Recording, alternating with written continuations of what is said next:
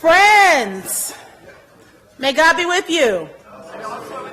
Let us pray. Gracious God, we thank you for this day. We thank you for life, health, and strength. We ask you to please continue, God, to allow your presence to be felt, to be made, to be shown, to be swept through, to sweep through and change and provide energy against anxious conversations and challenging conversations. Give us energy, God, to be able to do what you have called us to do at this particular place called Mercer University and McAfee School of Theology and all the other schools surrounding us as well. So God, in the name of Jesus, I ask you to please continue to be in the midst and just allow us to learn, to grow, to laugh, to love, and even to challenge it sometimes and confront. So we thank you in Jesus' name, I pray, even as others may come to you by the name that you have revealed yourself to them.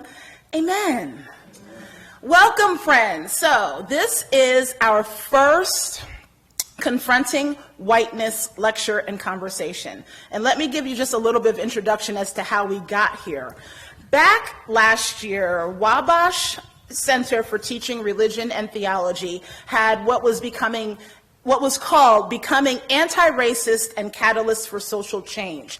And so yours truly was involved, and yours truly is Angela Nicole Parker, Assistant Professor of New Testament and Greek here at Mercer University's McAfee School of Theology, in case for those who are watching recording just don't know. And so I participated in a Becoming Anti-Racist and Catalyst for Change mobilization virtual symposium as a representative for our school. That was made up of 18 other schools, and we met together over a course of last year and talked about the most recent protest activities of the Black Lives Matter coalitions and how that has rekindled the national consciousness and served to nurture moral courage across our society. And so the pervasiveness of white supremacy in higher education context adversely affects the formation of students as we think about what we've been seeing in the nation.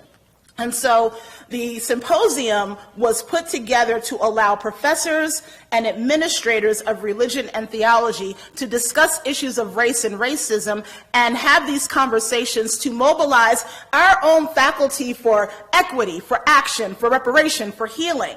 And so during the course of last year, I also was very fortunate to have conversations with my fellow colleagues here at McAfee, such as Dr. Rob Nash, Dr. Karen Massey, Dr. David Garber, and Dr. Michelle Garber. And we had conversations about race and racism and how we see them show up in our curriculum and in our class. And so now, with this past year, we've been having conversations with students, and we also are continuing the conversation of what it means to be an anti-racist institution. So the summation of all of this is today's lecture and conversation so that we can continue to plan what it means to be anti-racist in our pedagogies, in our curriculum, and what it means for you all, especially MDiv, MACM, MTS students who go out and face the nation and face society, and what it means to be an actual anti-racist presence. Because if you're not fighting for anti-racism, sometimes you're part of the problem. Sorry, confronting whiteness, You'll be okay. Woo, woo, woo, woo, woo, woo. So with all of that being said, let me give you the plan for today. It is 10:05. Dr. Ben Boswell, who I will introduce in a moment, will provide us with lecture and conversation from 10 o'clock. I'm sorry, I cut us to 11:45 because we'll do lunch at that time. To 11:45, so we'll have a lecture and then we'll have conversation among ourselves. We break for lunch. Those of you who have your lunches, they will be out in the hallway.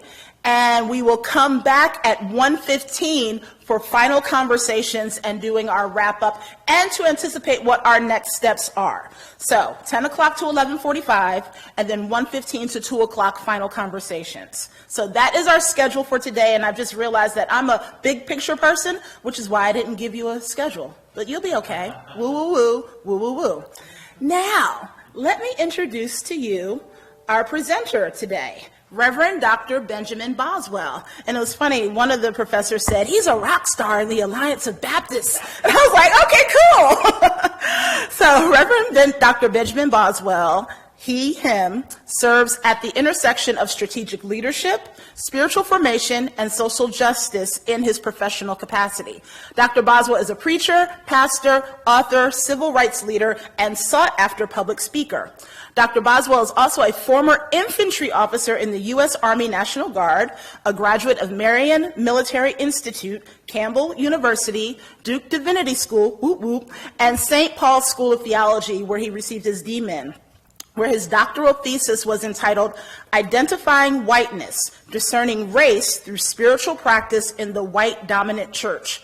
During his doctoral studies, Ben also completed the 2-year Academy of Spiritual Formation through the Upper Room, and his book, Confronting Whiteness, is coming out through the Upper Room, so that is one that we will be looking for. Dr. Boswell was born in Lynchburg, Virginia, grew up in Bethlehem, and graduated from high school in Kannapolis, North Carolina, home of Katie Cannon. So every time I'm with students and we go through, we go through Kannapolis, I'm like, do y'all know where you are? Okay. Before joining the staff at MPBC, Dr. Boswell served as senior pastor at Greenwood Forest Baptist Church in Cary, North Carolina, and was also pastor at Commonwealth Baptist Church in Alexandria, Virginia, and served as an adjunct professor of political theology and ethics at the John Leland Center for Theological Studies. So he has a lot of he's done the rounds in the moderate Baptist folks who y'all know better than I do, all right? He was also the lone clergy member of the North Carolina Commission of Inquiry on Torture, a citizen group that worked to expose our state's participation in North Carolina in the CIA's post-9/11 torture program. He has received numerous awards and honors for his work as pastor and civil rights leader. In 2021, he was selected to be one of the Freedom FET speakers at Trinity Episcopal School and was awarded the prestigious Martin Luther King Jr. Medallion. This award is the city's highest honor given to a person who promotes racial equity, social justice, and community service. And in addition to his pastoral responsibilities, Dr. Boswell serves on the board of Restorative Justice, CLT, and facilitates spiritual formation, anti-racism training for white people called What Does It Mean to Be White? Hence, I got our title for our grant, What Does It Mean to Be ... fill in the blank, and then also thinking about what does it mean to be McAfee as we confront whiteness. So, without further ado, and enough talking from me, please receive Reverend Dr. Benjamin Boswell.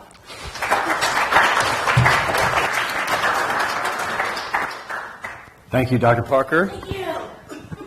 Dr. Parker has been an incredible host, and I'm really grateful. Not only, she's a rock star. I'm not the rock star. She's a rock star. And I'm honored to be working with her and for her to be my host. And I'm so glad to be here with you all.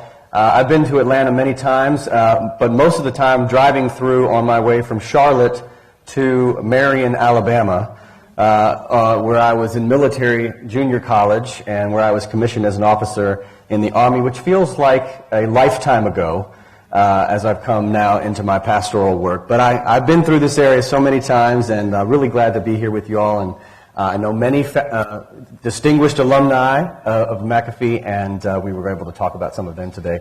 Really grateful to be here. Today, this lecture, this conversation for those of us in this space racialized as white is going to be uncomfortable.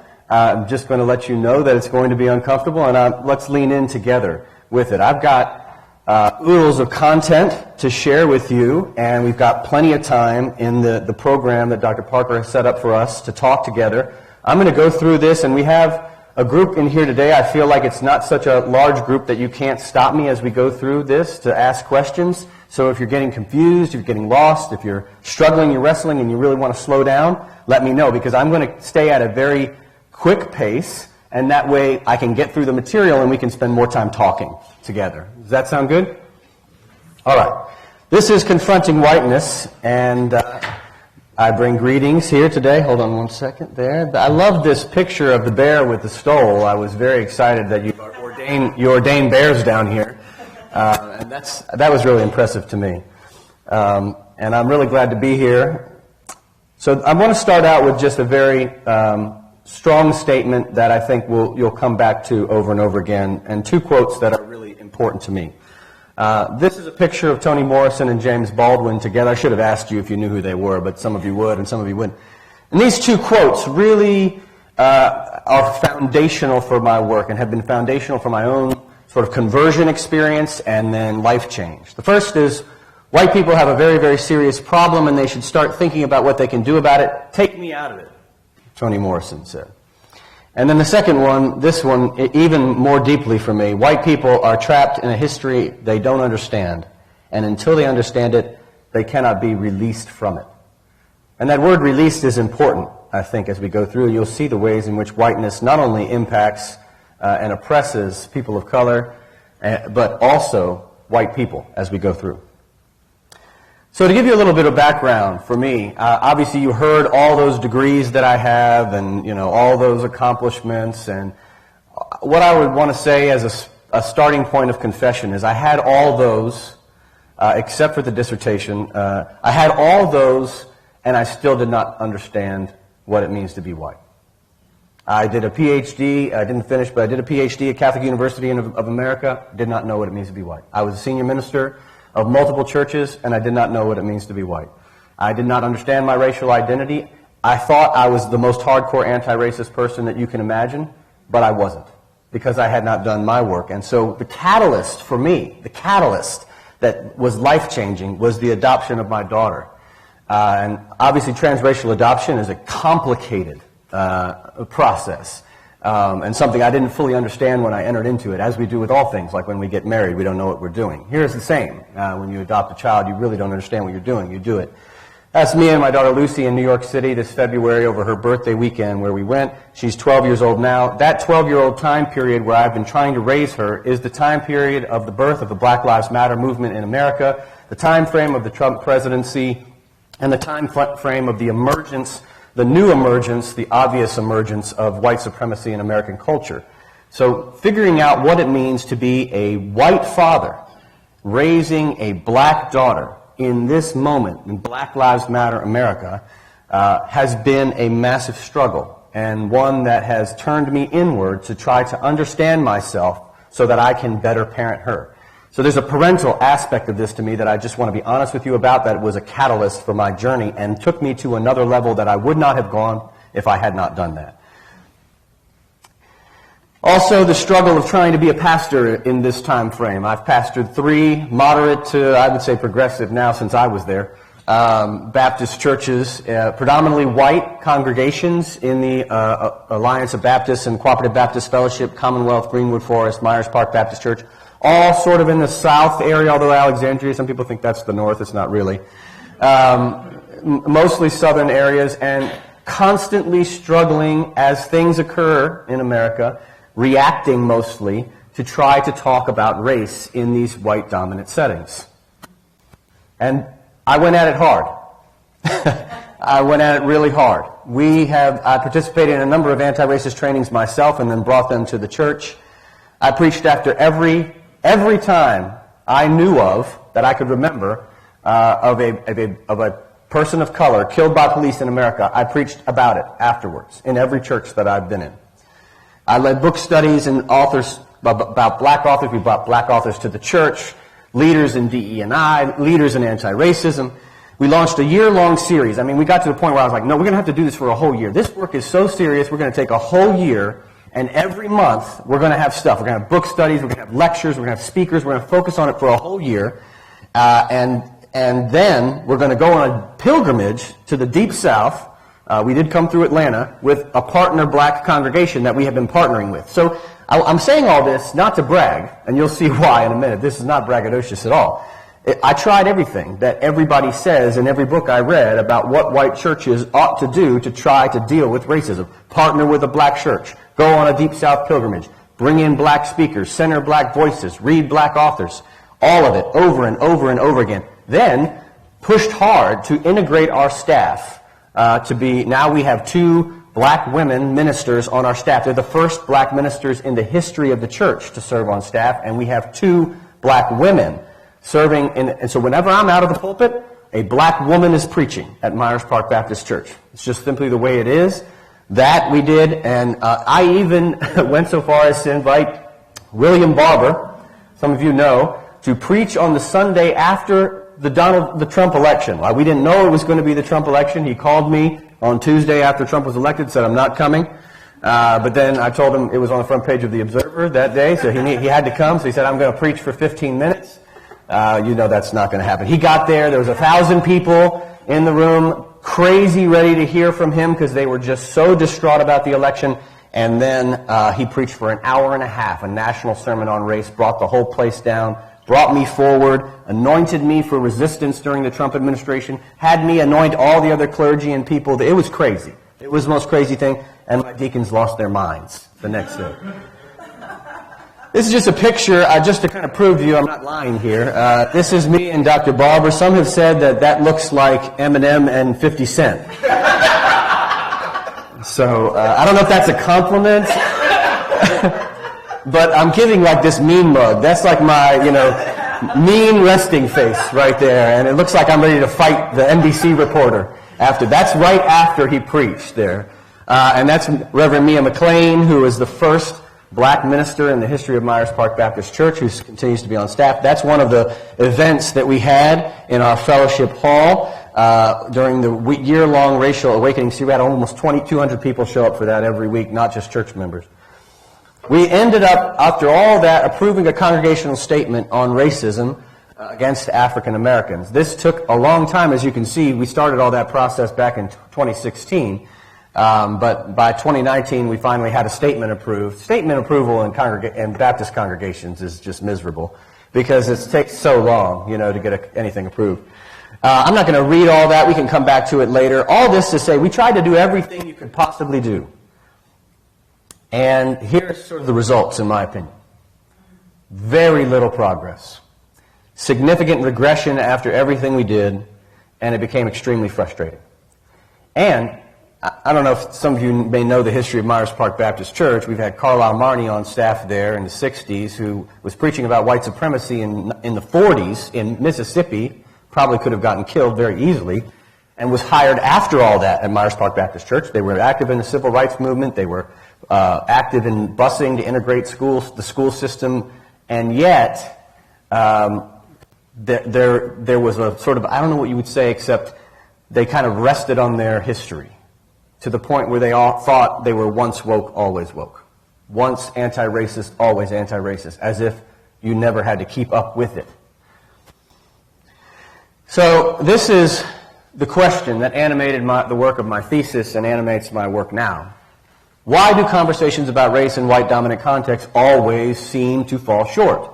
What is it that sends us back in regression? We make a little progress, 1 step forward, 3 steps back. What is the issue? Why is this happening?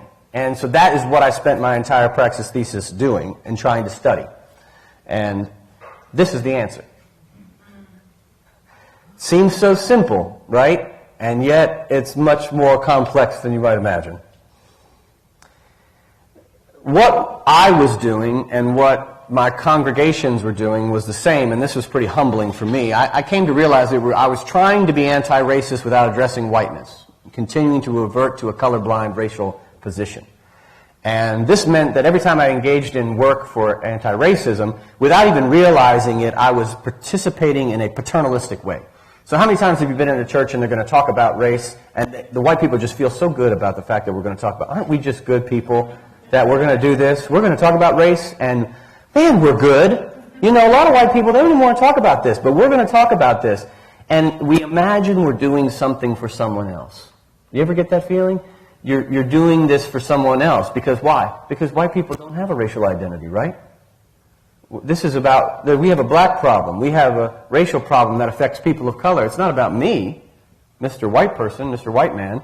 And so again, we're being blind to our own racial identity, not focusing on our own work and our own whiteness that has to be addressed as we walk through this.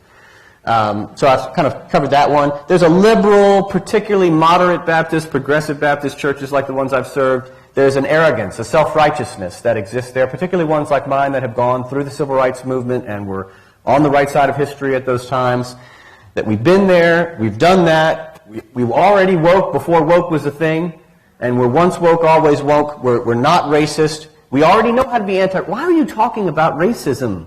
We did this already. We already did this.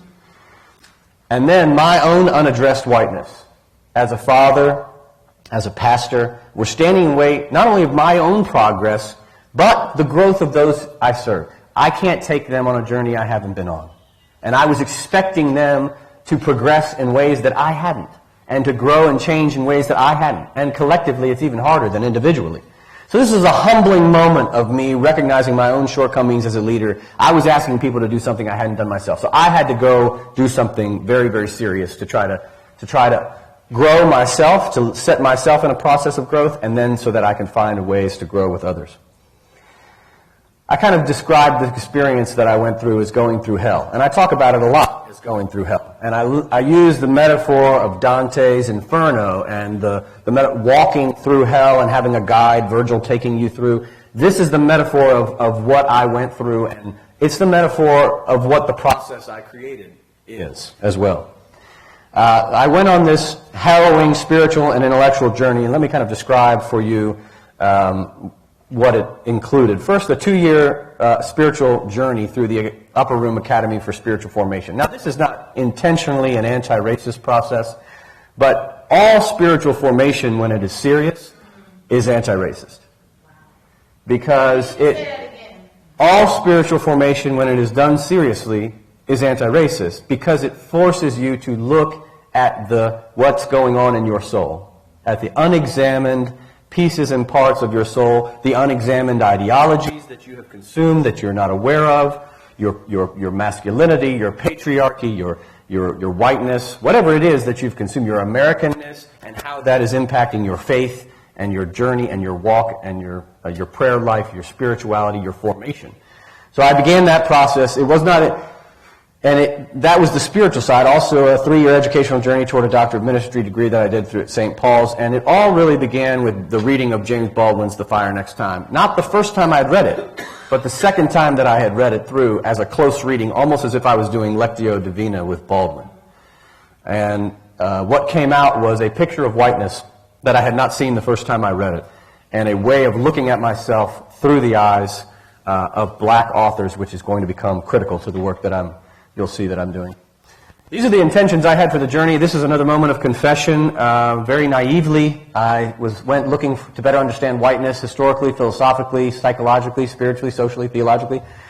I was hoping to find something good in whiteness. God, I wanted to find something good. I'm telling you, I wanted to find something positive. I wanted to find a kernel in that whiteness that could be redeemed, that I could pull out and say, no, this is the good thing, and then everything else around it is not good, and if we could just pull this out and focus on that part of whiteness, we can redeem it, we can save it. And so I really did go looking to try to find even something neutral. Just show me that it doesn't have to be ugly. It doesn't have to be bad. And I was trying to find a way out of this intractable racial regression we're in, where we just keep trying to make one step forward, 3 steps back, and it's a cycle that white-dominant organizations tend to be in, not just churches, but lots of white-dominant organizations, including America itself. And I was searching to find myself. Who am I? And that's the other thing. When you start to think about whiteness, there's an existential crisis that occurs.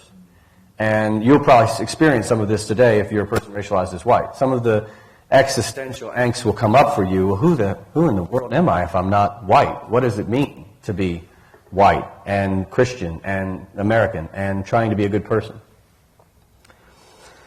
I encountered 4 sources of critical engagement with whiteness. It may be hard to see this, but there will be other slides where you can see this more closely. The 4 features, one that not a lot of people look at, and then others that are more popular. The first is the literature of white estrangement. It used to be called white life novels. These are novels written by predominantly black authors, mostly during the Harlem Renaissance, sort of the turn of the late 1800s to early 1900s. And they're texts that revolve around white characters written by black authors. And the crazy thing about it is, now that we have the journals of these black authors, and after they're deceased and no longer with us, we know now that they were intentionally writing these stories, talking about white people to put up a mirror, and actually had intentions to try and save white people. So this is like long before Dr. King said, I'm not in this to save all the black people, I'm in this to save all Americans, right? Including white Americans. and redeem them through the practice of nonviolence and through this work that we're doing. So black authors had been writing and doing this, and they had to do it subtly so you can understand why they would write it in novels, right? It was novels, white characters. They could say, oh, it's just a character, it's just made up, it's fiction. But these start to provide the first mirrors or the first depictions of whiteness through the eyes of people of color. And I can talk more about who some of those authors are later. If you, obviously, Richard Wright, you know, and Zora Neale Hurston, you know. And there's a book by Veronica Watson, who is a black scholar who teaches at Indiana University of Pennsylvania, called The Souls of White Folks, which is actually the title of an article by W.E.B. Du Bois. And she goes through all these white life novels and pulls out the depictions of whiteness and talks about it. It's a really fantastic book.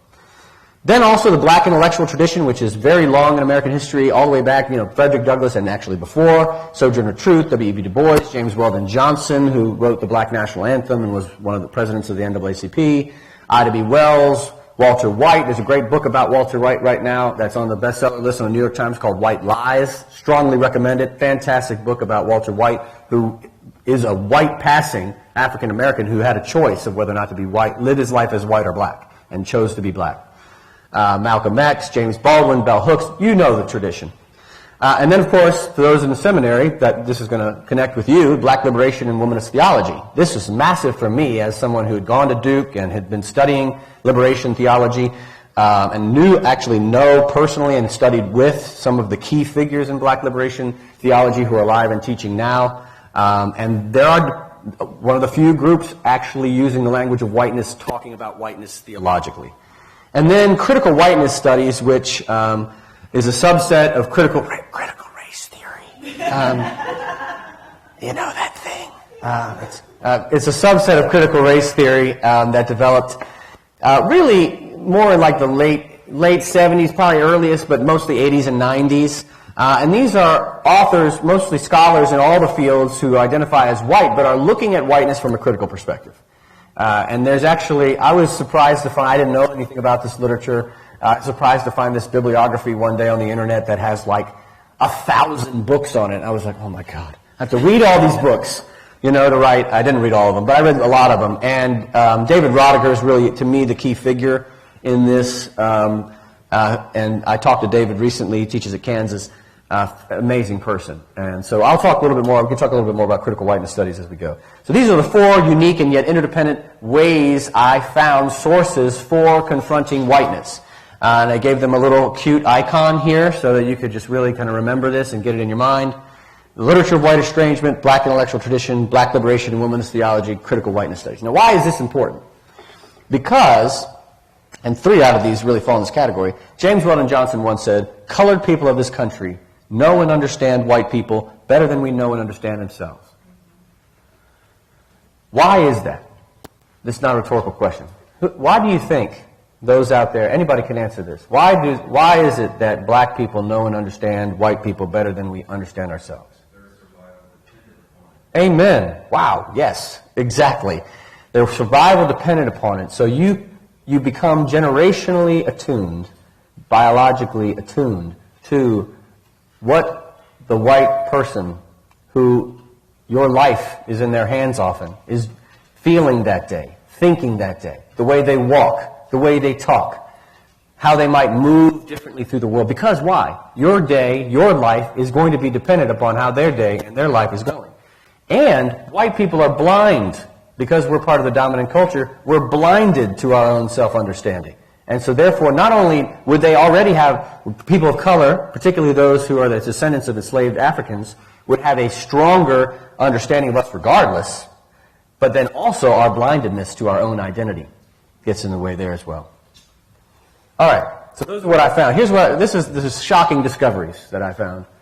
First thing is that whiteness is not natural, biological, or ethnic. What do I mean by that? It is not a naturally occurring phenomenon in nature. As my daughter proved to me when I was raising her, I'd say, Lucy, what's your daddy's skin color? And she'd say, Daddy's peach. And I'd say, well, what's your skin color? She'd say, chocolate. Because everything was ice cream when you're 3 or 4, right? Everything, the whole world is determined by ice cream. Right? And why did she say I'm peach? Because I'm not white.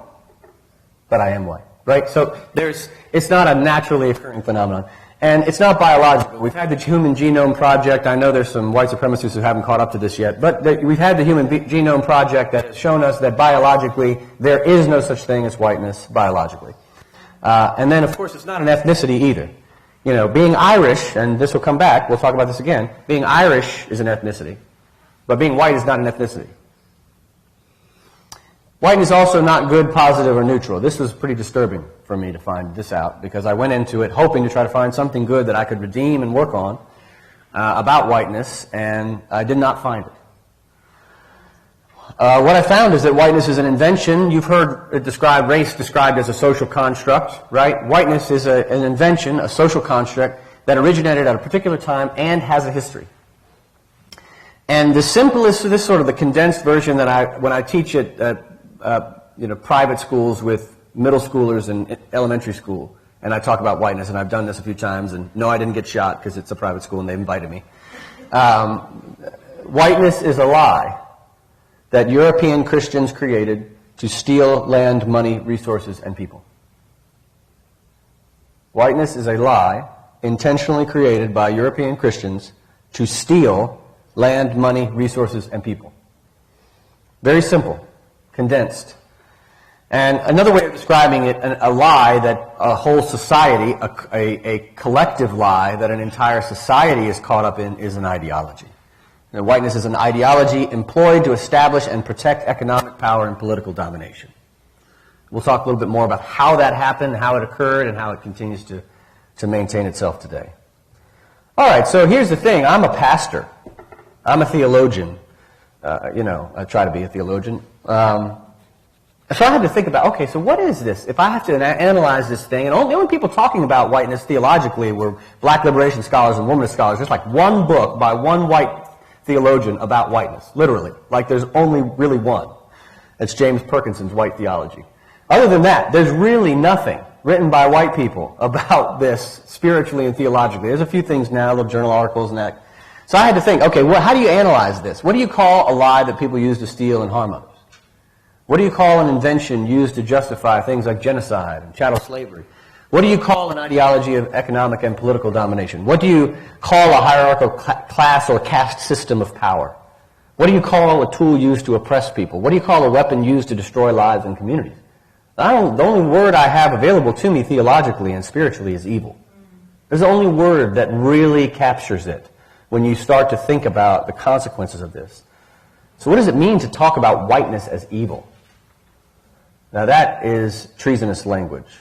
And you have to be careful in what settings you use the language of whiteness as evil, right? But theologically. So here's some other ways. Here's how I got to that also. There's some other people I was reading from those four sources that were giving me definitions that were leading me in this direction. And I began to think of them as true statements through the eyes of people of color, reflecting back to me my whiteness and what I was caught and trapped in. And so Veronica Watson calls it a mode of social organization based on skin color privilege. Du Bois once said, whiteness is the ownership of the earth forever and ever, amen. I love that statement. It's a very profound because it unites capitalism and slavery at the beginning of America and how they're tied together. Dyer and Jones, these critical whiteness scholars, say a way of knowing and valuing life, so this is like an epistemology, that relies on essentialist and non-relational understanding of identity. And we can unpack some of these later if you want to kind of, what does that mean? But then they get simpler. This is why I really appreciate folks like Baldwin and the black liberation and womanist tradition. Baldwin just says it's just another word for power. It's just another word for power. He says at one point, it's just like saying Chase Manhattan Bank. Cone, famously, James Cone, grandfather of black liberation theology, said it was the Antichrist, whiteness. Kelly Brown Douglas calls it a crucifying reality. We're getting closer to Easter here, and I think that those words really are shaking in this moment as we come closer to Holy Week. Malcolm X obviously uses the language of sin, evil, demonic. I mean, he famously uses the sort of white devil language that you hear that's so shocking and personal for many. Willie James Jennings, who is really one of the few really writing specifically about this in I think is in some of the most powerful ways, calls it a principality. Where does that language come from? So we get that out of Paul, right? And we have now good thought on what a principality is that comes to us through the work of a scholar like Walter Wink, so that we can see principalities and powers in the world not as little devils on our shoulder telling us to, turn on pornography, but in fact, those spiritual forces that become systems of domination in the world, that evil spiritual forces that take on systems of domination over other people. Jim Perkinson, who I mentioned is one of the only white authors ever to really write a full book on confronting critical whiteness theories, writes a system of economic exploitation, political domination, and social superiority. And then the definition I gave in my thesis, which some of you are looking, I would have definitely made you edit that if I was your advisor. But a dominant ideology based on an anti-indigenous, anti-black epistemology which bears the marks of a principality and has evolved into a cultural hegemony. But you know how theses are, right? You know how doctoral theses are. So anyway, they're wordy. But we can talk about cultural hegemony later. That's really language that comes from Gramsci, and I know Dr. Parker is familiar with that. All right, where did whiteness come from? Let's get into some of this. This is where things get really fascinating, but also horrifying. Whiteness was not only invented to control indigenous, black, Latinx, Asian American, Pacific Islanders, and other people of color. It was invented to control, or I like this language, police white people, white workers, especially poor white people. You go back and there's a lot of writing around Bacon's Rebellion, and there's a video I think some of you may have watched about that. And basically, there's these rebellions that take place in the 1600s in the early American colonies, particularly in Virginia, where white indentured servants and enslaved Africans come together and revolt against the slave owners. Now, you can imagine when there's no police, there's no government, there's really no legal system just yet, still forming, how do you hold accountable a large group of people who are in solidarity economically and have each other's interest in mind from just taking over all the land from the landowners? So how does a landowner, how does a landholder, a powerful, wealthy person, protect their power? Well, you use a form of ideology as a form of social control that does the policing for you. It does the government for you. It does the legal work for you. And so whiteness becomes this way of dividing poor white people from enslaved Africans, who economically should have been more aligned, and even today in America should be more aligned, but we use it as the original wedge issue of all wedge issues, to divide people along racial lines instead those that should be aligned economically, and so it becomes a tool of the elite. It becomes a tool of the rich and powerful to divide people. And it creates a caste system, of course, with enslaved Africans or black people, later described, on the very bottom, and everybody else on a hierarchical with white male landowners at the very top. And so you get this sort of, you see these poor white workers here in this photo who become obsessed with becoming white because whiteness gives them a psychological wage that is at least $1 more than their black neighbor, or at least $1 when their enslaved neighbor is being exploited for free labor. They get $1 more. Now, they're not rich by any means, but that whiteness entitles them to economic advantage. European immigrant groups were granted this psychological wage. That's the language actually Du Bois uses, and later David Roediger in his book Wages of Whiteness, which I strongly recommend. This is a fascinating thing that coming to learn this was just so startling for me when the first time I realized that there were following groups were not considered white for a time in American history and later granted whiteness in Americans legally in American law. Finnish, Germans, Irish, Italians, Sicilians, Jews, Syrians, Armenians, Asian Indians, and Arabs were all at one time not white and then got to become white. All right, how many are in that group who are folks racialized as white here? How many here have Irish heritage and Italian heritage and Finnish heritage? Yeah, absolutely, right? There was a time where our ancestors were not considered white in American history and gained access to whiteness legally. Not just like we all decided you're white because you looked that way, but legally considered you white. The following groups are still today not considered white in America. Obviously indigenous, Africans, Hispanics, Mexicans, Latinx, Korean, but also Chinese, Japanese, West Asians, and South Asians. Why do I bring this up? Whiteness is arbitrary and capricious. You may not ever have known about this legal history, but after today you'll be talking to your grandma about it over the Thanksgiving table. Who gets to be white in American history and how has it happened? Well, these are what are called racial prerequisite cases. These are cases where a person sued to be granted access to whiteness. So you can see back in 1878, by the way, this is only a few of them. Chinese person sued to be whiteness, and in 1878 said, no, sorry. A Native American sued to be white in 1880. No, you can't be. Hawaiian in 1889. No, sorry. But then you start getting down here and you see some fun stuff where in 2 years, Arabians go from being not white to white. 2 years. If you go back and track these cases, the determination is always political. Why are Chinese people not allowed to be white? And yet, there's right here, Afghans are not white, Arabians are not white, and then there are Egyptians in America who connect themselves with this Arabian history, who imagine themselves to be white, but are actually blacker than any black American, but have been granted white status. Now, are they going to get pulled over by police and treated like a black person? You better believe it. But legally, they're white. Again, it's arbitrary. It's capricious. It's not real. It's just a bunch of laws trying to protect who gets to determine who's white, which means who's got power, who's got money, and who is not in that and doesn't get to be a part of it. Even today, Japanese Americans are not considered white. And they've sued for white status multiple times. And so, but at the same time, you have groups like Armenians, who some can look like black people, but are considered white. So again, arbitrary, capricious. But here's the thing that's so crazy. It's legal. I mean, sometimes you think about this as like, you're white or you're not based on what society thinks. No, no, no. It's legally determined. And the reason it's legally determined, and the only reason people would sue for it, is because there's something to gain. All right, here's the real part that gets hard for us.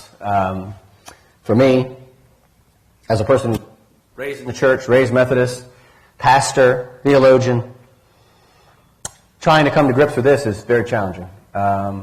Christian people who thought they were Christian, maybe one way to put it, are the people who invented this.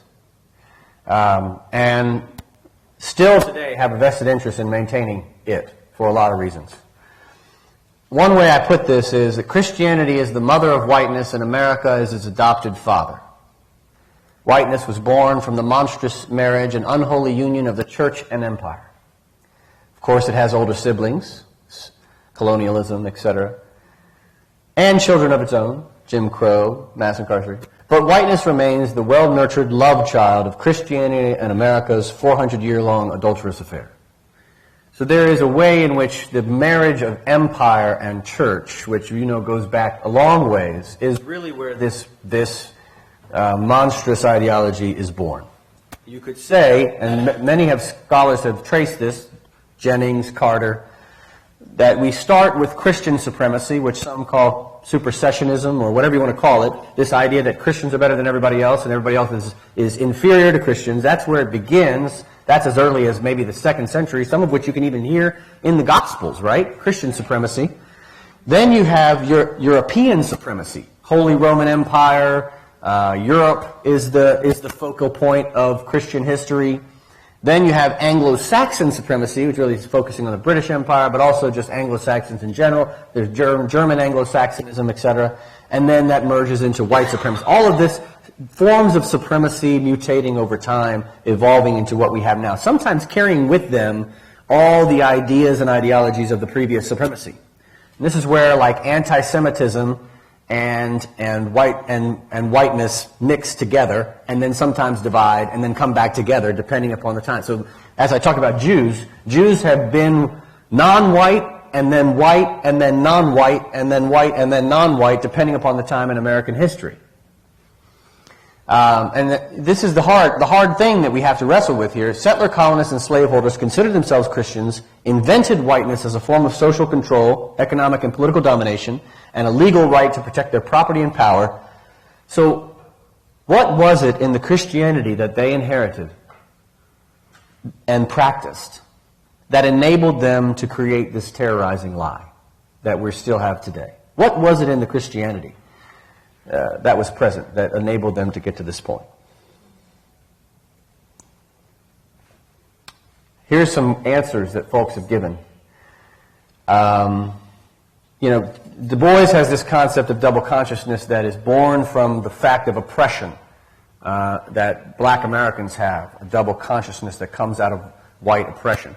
But there is a white Christian double consciousness that not comes out of oppression, but comes out of our maintenance of being trapped in this lie and practicing this lie for so long. Lillian Smith, I brought her in here because she's from Georgia. I don't know if you know Lillian Smith. If you don't, you should totally read her book, Killers of the Dream, which is one of the most amazing books, written in the 40s. This is a white woman from Georgia, writing in the 40s about whiteness, and she had it figured out in the 40s. And Baldwin read her, King read her, a lot of other people appreciated her work. She says, let us look at ourselves in humility and honesty.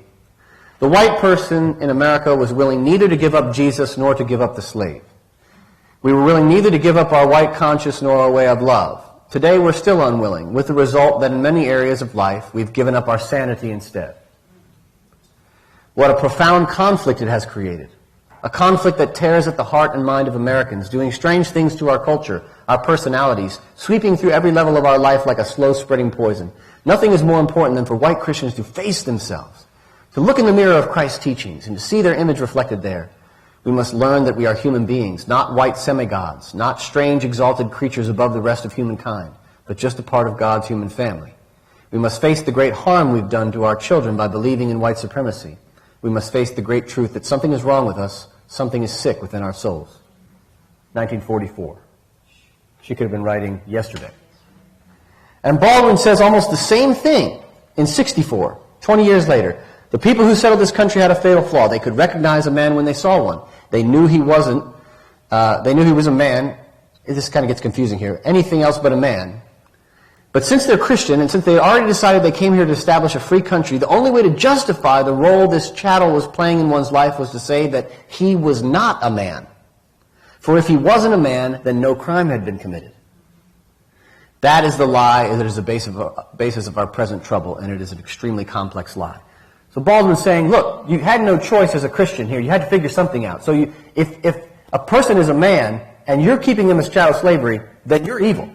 So what did you have to do with your theology? You had to consider someone non-human. So you had to destroy the image of God in your neighbor in order to figure out how to continue to practice Christianity. That was the only way to do it, because otherwise the conflict was too strong. So you had to dehumanize your neighbor in order to maintain your Christian practice. The same as what Lillian Smith is saying, is that the conflict was so great between Christianity and the practice of slavery that Christians created a new religion.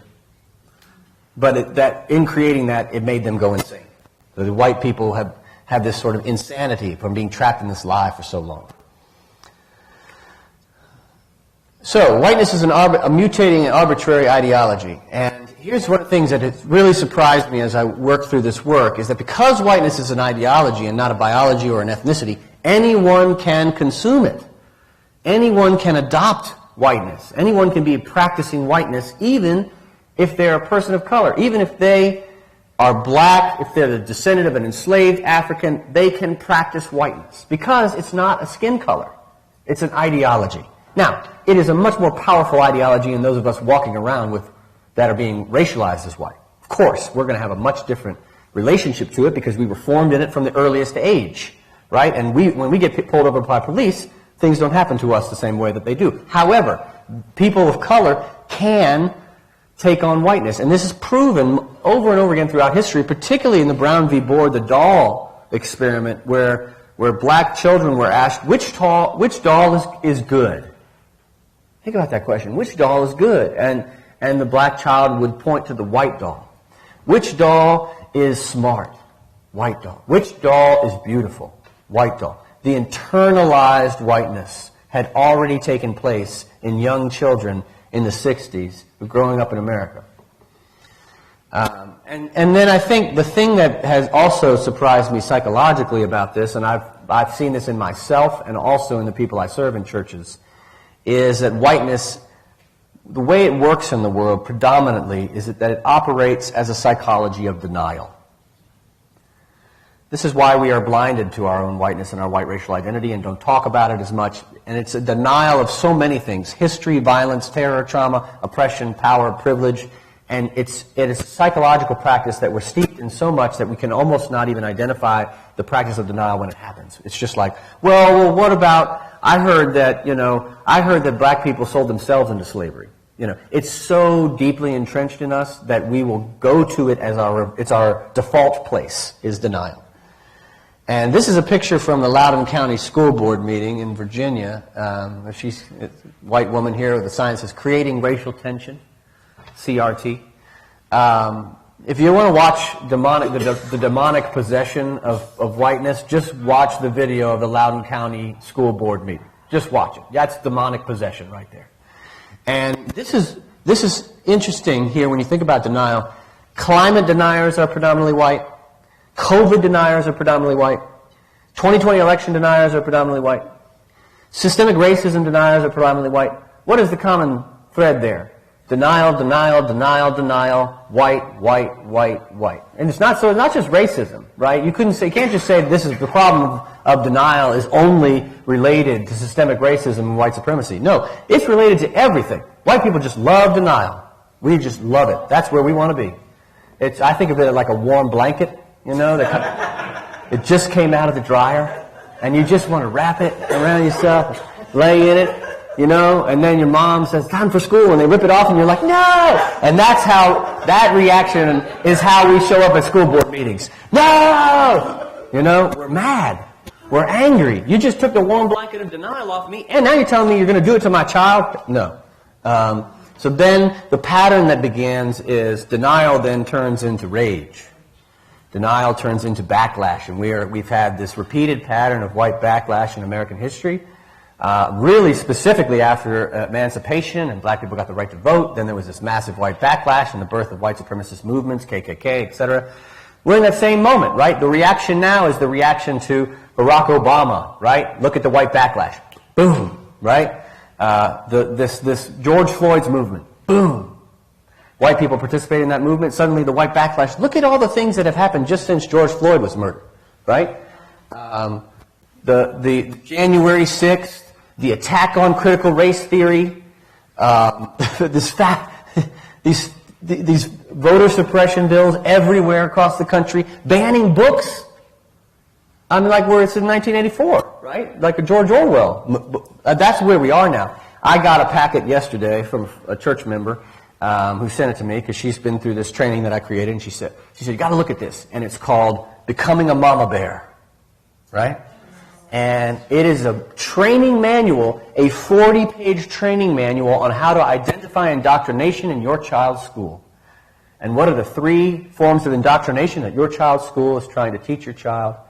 And that is obviously critical race theory, transgender sexuality.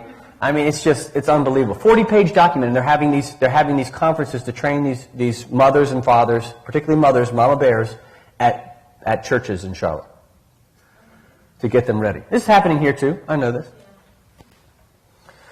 So this is the revelation. I know I've been going for a while already, but I'll try to speed up a little bit here so that we have a lot more time to talk. Because I got slides and slides, as you can imagine, on this. This is the revelation that came to me as I went on my harrowing journey. And this is just a summary of what I've really already said. And I kind of figure out, okay, so whiteness is dehumanizing everyone. It's dehumanizing people of color, for sure, and oppressing them. But it's dehumanizing me and all white people who are trapped in this ideology and this lie and have gotten sucked up into it. So I got a responsibility as a person of faith, as a Christian, as a pastor, as a theologian, to confront this evil. I mean, that's what you do with evil, right? You have to figure out how to confront it, to name it, to bring it out of the shadows, to talk about it, to discuss it, to look at it, to examine it, to come at it from different angles, to try to figure out what it is. So I decided to create a journey for people that was going to be based on this metaphor. First, I thought I was creating a mirror, right? All those things of people of color, through looking at whiteness through this perspective of people of color, that was creating a mirror that would shock white people into seeing themselves for the first time and having this sort of catalyzing reaction. But as I've thought about it more and I studied more, what we really need is an X-ray. And really, it's Robin D.G. Kelly's quote that got me thinking about this. And Robin D.G. Kelly is a great scholar. But Malcolm X had already figured this out long ago. He said, for far too long, the depth of racism in American life has been underestimated. The surgery necessary to extract it is necessarily complex and detailed. As a beginning, it is necessary, that's a lot of necessaries, necessary to X-ray our history and reveal the full extent of the disease. So we need an X-ray. We don't just need a mirror, right? We need an X-ray. And that's where Robin D.G. Kelly says the same thing. He says, we black people have always been attacked for holding up a disagreeable mirror to white America. But mirrors are not that dangerous because they reflect back only what is on the surface. The obvious, if unspoken truth, that we live in a racist country. The problem, of course, is that slavery was not an aberration but foundational. Not only to the American economy, but to the very shape of the republic. American liberty, the concept of freedom, was built on slavery and dispossession because liberty was fundamentally about property rights in American history. That's what freedom meant. A mirror will not show us this, but an X-ray will.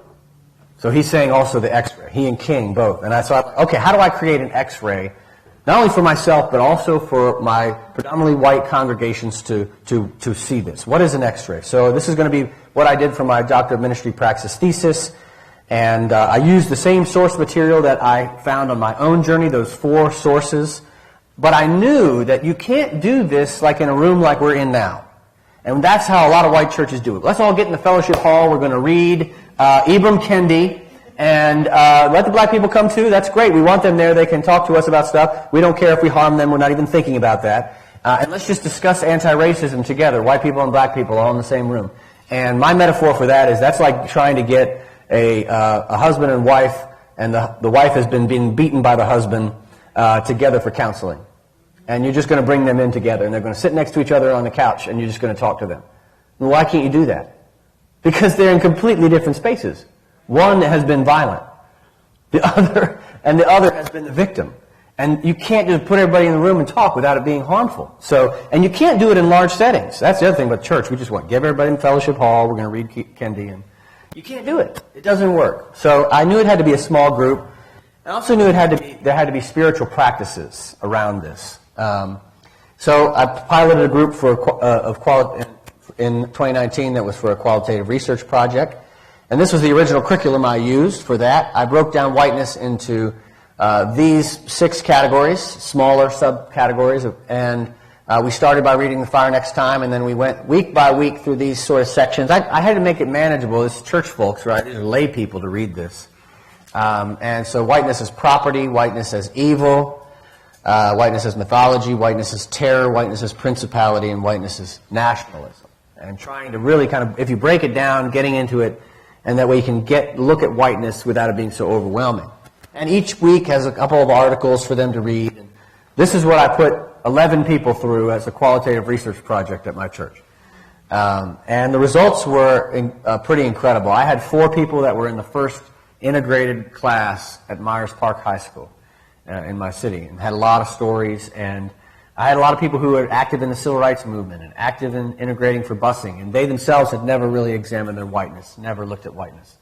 So this was alarming for a lot of them. There's a struggle, and I have just notes upon notes of how they struggled with it. Cursing at me about reading Malcolm X. I can't believe how many times I got cursed at for that. They would read Malcolm X where he was talking about the ways in which white liberals were running the black civil rights movement. And they were like, no, that's not true. Then they'd go look it up. And they'd be like, oh, no, he was right. So it's just amazing what all that occurred to this. But by the end, folks were able to come to an ability to define whiteness. This is a Zoom meeting. We did that in person in 19, but this is a picture of a Zoom meeting. A lot of these courses I've been doing since then have been on Zoom. This is some of the people, though, in there are now facilitators. These spiritual practices became, as a container for this work, became critical. And otherwise, it's just white people reacting to the material. So I read a lot about how Rhonda McGee, a legal scholar, has been using mindfulness and meditation practices to help white law students go through critical race theory without falling apart. And so I knew that I had to use spiritual practices, mindfulness, meditation, silence, to try to set the stage for a small group process. So we met for an hour and a half in a small group of 8 to 10 people, and we went through these practices. We had touchstones of how we were going to show up together. Everybody wrote a racial autobiography, and what I showed, the progress on that racial autobiography, when I knew it was going well, was at the beginning they'd write, the first time I saw a black person was, that's the racial, how they started it. At the end of the course, when I had them rewrite it, they wrote, my parents taught me to be white, bye. That's progress, right? Now we're talking about race as a white problem, not as a black problem. We had poetry, we had music, everybody had to do 3-minute rounds. We created a space of non-judgment where people could just say whatever the reactions were to the material without being judged. And then every time we would end every session with confession. Now, we had a lot of non-Christians because most of my church is atheists. So sometimes we called it acknowledgments of whiteness instead of confession. But that's what held the container together. And it really helped create a place where white racial stress could happen and it not be harmful to black people, but also that it wouldn't be the end. It wouldn't just be shutting the conversation down. They have to keep at the work. So it was like a 9-week process that we went through. This is where my dissertation that Dr. Parker mentioned. So after the murder of George Floyd, I had just finished defending my thesis in April, and then George Floyd was murdered in May. I had barely just gotten this work done, and then this happened. And this is a horrific moment in American history. It was also a galvanizing moment in American history. And as was happening all over, people were making these statements. Bank of America was making statements. People were making statements. And so some black clergy in Charlotte said to the white clergy, y'all go make a statement. We've made statements. You need to make a statement. So they went away, and as they do, one pastor wrote the statement, and they came back to the group and said, here's what we want to say. We're sorry. We know there's a problem. We'll change. And I said, I'm not signing that. There's no acknowledgement of systemic racism. There's no acknowledgement of white supremacy. I'm not signing that statement. And they said, well, if we add those, we'll lose the evangelical pastors, and we really want them to sign on to this statement. And I was like, well, fine. You want them on there more than you want me? And they were like, yeah, basically, yeah. So I was like, okay, good. Then y'all published a statement, and then they got not only their people from their church, but they got all their big-time lay leaders who own the banks and who own all the corporations to sign on to this weak, watered-down statement, put it in the Charlotte Observer, and I didn't sign. And so I had to explain to my congregation why I didn't sign this statement, because all their buddies and friends had signed this statement. Anyway, I wrote a counter statement that named whiteness and white supremacy, and I published it out on my Facebook and stuff, and asked people to sign on. And that's how we built the first group. We had 170 people sign that statement, and we started building groups. Myself and some other colleagues in the city, actually Greg and Helms Gerald, who run QC Family Tree. Some of you may know that name because they show up in Baptist News a lot. But the three of us led 3 groups that summer, and we started. And we had so much demand that we couldn't keep up because that it was on everybody's mind. So we just started leading those groups. But I had gotten so much good feedback from the thesis in the process of doing it, I revised the whole curriculum and added films to every week because people said it was too heady. They weren't getting in there hard enough. So how do we get them in there? So I added these films, and again, they all follow the same pedagogical formula. They have to be created and developed by people of color that create a depiction of whiteness in that film. So 13th by Ava DuVernay, and then I had to match them up with the week so that they were tied somehow thematically to this. So Malcolm X by Spike Lee, I'm Not Your Negro by Ralph Peck, which is of course about Baldwin, Get Out by Jordan Peele, that works perfectly for Whiteness as Terror. I'll tell you, that is the movie I had the most trouble with because older white adults cannot do horror movies. They just don't watch them. And they were like, well, I don't, and then they'll get mad at me about the language in the film, and it's like, focus on the depiction of whiteness. The guy who said he'd vote for Obama 3 times and is doing lobotomies on black people. That's the picture of whiteness, right? So focus on that. So these movies, that really took the curriculum to another level and now is catalyzing emotionally, which is where it needed to be. Then I put it in a book. Really, it was just spiral bound. This was not a real book at the time, just so that the facilitators had a curriculum they could work with. We launched this in 2020. We've now had over 40 groups. We've had 400 people go through this. States all over the country that we've gone through. I've done it personally for staffs of denomination. The Alliance of Baptist staff has gone through it with me. Seminaries, private schools, nonprofits, 40 trained facilitators. And many are describing it not necessarily as the most profound experience related to race, but their own racial identity. It's the most profound examination of their own white racial identity that they've ever had. I even developed an entire playlist of music, also following the same pedagogy. Authors, these are musicians, creatives of color, predominantly black Americans, who have songs that depict white people. And some of my favorite, obviously, Strange Fruit by Billie Holiday is sort of the quintessential example of that. But also, like Nina Simone's Backlash Blues is about white backlash, and it is awesome. It's a great song. So, and we can share about that. People can subscribe to it. So now, this is where we're at now. It has become picked up by Upper Room, and it will be out in July. It's a participant's book and a facilitator's book. It's a little modified from the original curriculum because we were not able to get all the permissions that we wanted to get, but not modified enough that it won't have similar impact. So I want to start to have a conversation with you about all this material. There's a lot that I've presented, and I have a lot more I can talk about. But I want to leave it with this slide here, maybe these next two, and then let's be thinking about questions that we can have a generative conversation together about. This is a poster that was created by a scholar named Noel Ignatieff, who wrote the book How the Irish Became White, and it had a journal called Race Trader that he started. I love. And his phrase, treason to whiteness is loyalty to humanity, is what this poster says. And so as we think about what it means to speak treason to this whiteness as evil, what does it look like? What does the white anti-racist responsibility look like? But not just white, really everybody, but particularly white people. What is our role? What can we do? Well, one of the things we've learned about whiteness, if you've paid attention at all, is that whiteness is a lie. So one of the first things, and a lie that sucks us into denial. Well, so one of the first things white people can do is become more committed to the truth and braver about speaking truth and telling the truth. And become more deeply committed to reality. The other thing that you might notice about whiteness that have become important to me is that whiteness is a form of abdication from responsibility.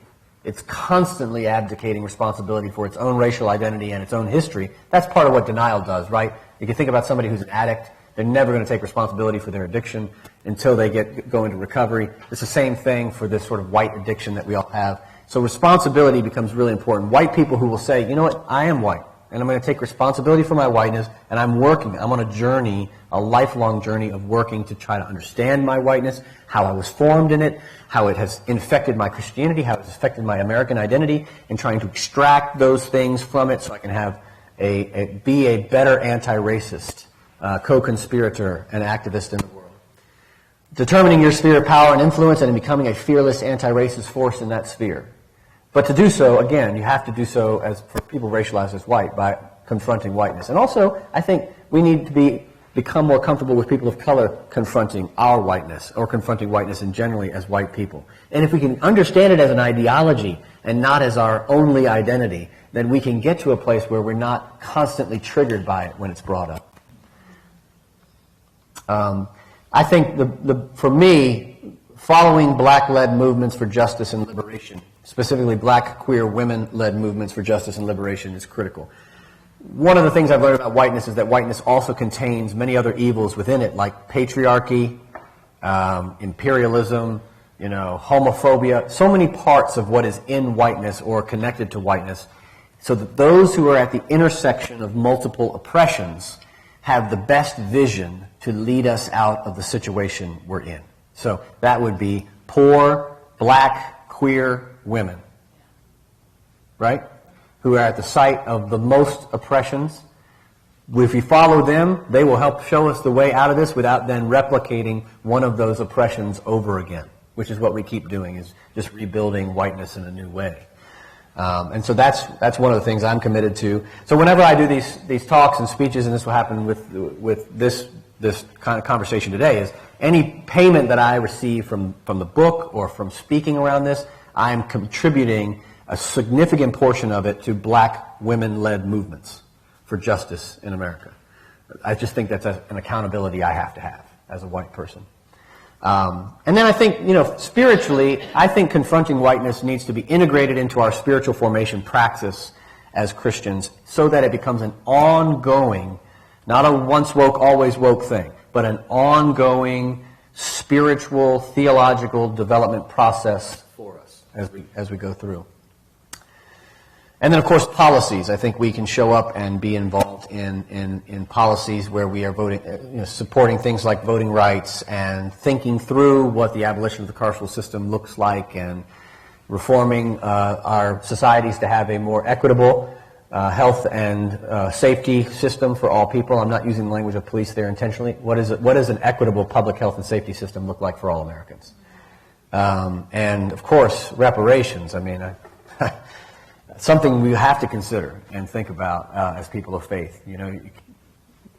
So much stolen labor, so much harm was done. How do you make that right? I think about the story of Zacchaeus and how it could be easily tied to reparations. Let me stop there and take a break, and let me just let this settle for a minute, and let's have a conversation about all that you've heard and what you're feeling, what you're reacting. One of the things we ask the participants in the course is, how did the readings in the cinema make you feel? And what are you discovering about whiteness? Yeah. Can we stand for a second? Yeah, please stand up. Stretch.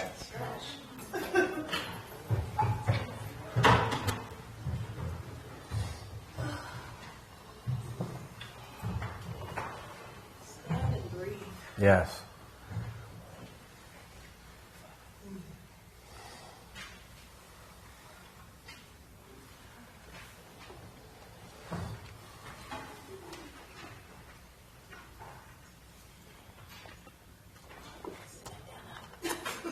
Yeah, I know that the material is heavy, especially for folks here racialized as white. May have been hearing about this at least in the depth that we've gone today for the first time. So, yeah, let's process this together. Who's got some questions or reactions? Yeah, would you tell me your name when you talk, please, if you don't mind? Yeah. I'm Daniel. Hey, Daniel. Third-year pastor of Humanity sitting here. One question I have. So, the whole concept of viewing whiteness as ideology versus identity, I think is very profound and helpful. I'm wondering, to what extent do we need to understand and kind of own whiteness as identity? And then how do we hold that? And I'm thinking about the whiteness as evil thing. How do we hold that and confront that without feeling condemned or exiled? And I'm just thinking about, if I were to have conversations with family members and they hear whiteness is evil, how do we navigate that type of conversation, bringing in that ideology versus identity? But what parts of this do we need to own as identity? Yeah. That's kind of You're on it. This is a great question. And this is the crux of the matter, particularly for church work, right? With folks who are coming at this with zero background of thinking about whiteness as identity or ideology, right? Sometimes I've never even thought about their whiteness at all, ever. John Powell, a scholar in California, once said that we should be easy on people, hard on systems. And I think that spirit of grace has to be forefront of us as we're going down this. So for me, building a curriculum that is a container of spiritual practices, starting with guidelines of creating grace space and non-judgmental space, are critical for the work in a white affinity group. That's like sort of, but also to say like, okay, yes, you're a white person. You are racialized as white. You know, you have been assigned whiteness. And whiteness is an ideology. So it's both identity and ideology, to your point. But it's not your only identity. And so you can make it a less priority of an identity. You can practice it less. So one of the ways a scholar I know talks about it is that there are white people and there are practicing white people. So there's like Catholics and practicing Catholics, and Jews and practicing Jews. Whiteness is like a religion. Cameron Carter's got a book coming out on whiteness as a religion. As you can see today, it's basically a religion. That you can be practicing the religion or you can be non-practicing. So you may be ethnically Jewish and not go to synagogue.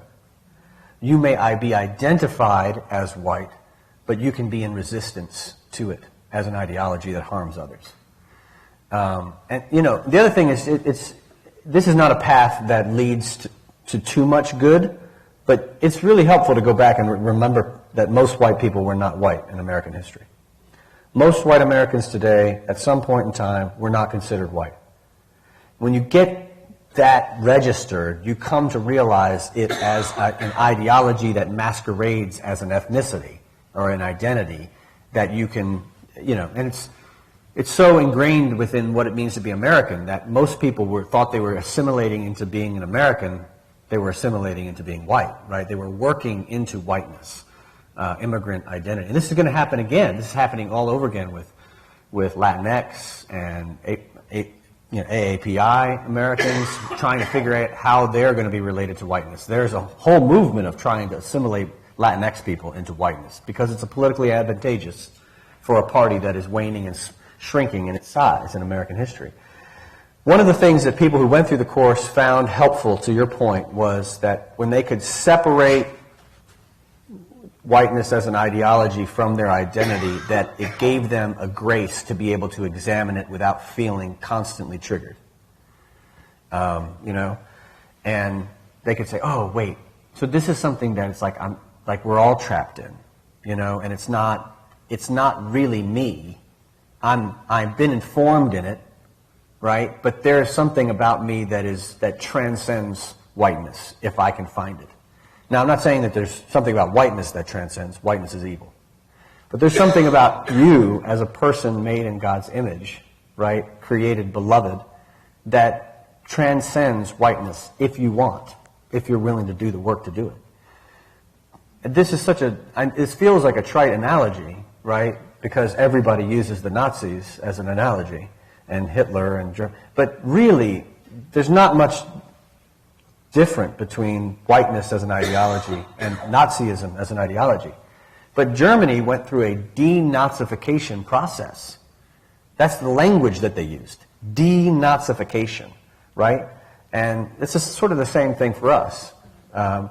There's more complexity here, obviously, because things were tied to skin color and all kinds of history, and we've never done anything to overcome the legacy of slavery at all, ever, and to take it seriously and to try to take out from within us what led to that and to go through that process. So we're 400 years of being formed in denial around this.